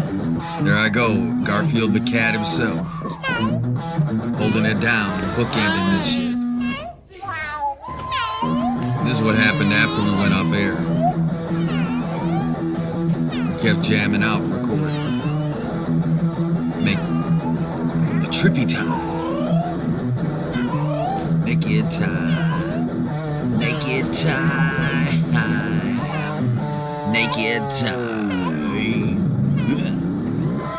Yeah.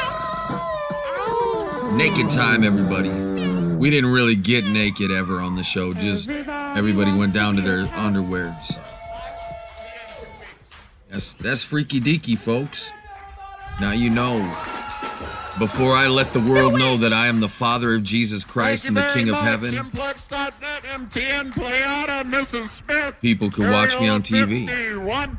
I'm Freaky Deaky. And we'll be live again in 2 weeks. See you later. Yep.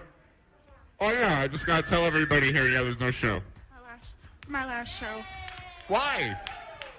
Because I leave for Arizona next week. Well, you just have to call in through Skype. That cat knows what's up. Just Skype us. Alright. Dang. Really What a show. Naked. Best show Really ever on get- TV, Oh. I'd say. Right? See you in 2 weeks. Thank you.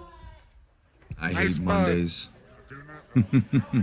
I hope you've enjoyed your Monday night, Tuesday morning, whatever you want to call it, with Evan Lefavor versus the Internet Live, where your friend forever watches TV with you, watches the internet with you, rather. And that was Freaky Deaky. I have some more episodes I'm going to upload of Freaky Deaky in the future. So stay tuned to my channel and you will see the future episodes of Freaky Deaky, because the show went off the air in 2013. I didn't mean to fill the whole last end of the show there with Freaky Deaky stuff. But hey, I felt like keeping the stream going. I might not be able to do a live stream for a few more nights, so I wanted you guys to enjoy this. It's time with your friend forever, Evan Lefavor. But you know, I gotta go. Thank you, B-Bats, for hanging into the end. You are a true friend. So I hope you watching the replay have enjoyed this. Don't forget to share the link to this video with everyone you know and say, check out Evan Lefavor versus the Internet Live, your favorite new live streaming show on the internet. So definitely have some fun. Check out Freaky Deaky on my playlist on my YouTube channel. And don't forget to subscribe. Like I said, feel free to share this video to share the love and the Evanism. So thank you so much. I am your friend forever, Evan Lefavor, and I will see you next episode. So stay tuned. Don't forget to subscribe and click that little bell icon next to the subscribe button, and you will be notified immediately when I go online. When you're on YouTube, you will get a notification. So make sure to be in the notification squad of Evan Lefavor Live and Evan Lefavor versus the Internet Live. So thank you so much for tuning in. I gotta go. This is your friend forever, Evan Lefavor. Hope you enjoyed the show. Until then, bye-bye. I wonder why I always dress in black, why they never see bright colors on my back. And they might wonder why I'm here singing this song, 'cause I gotta go. Bye-bye.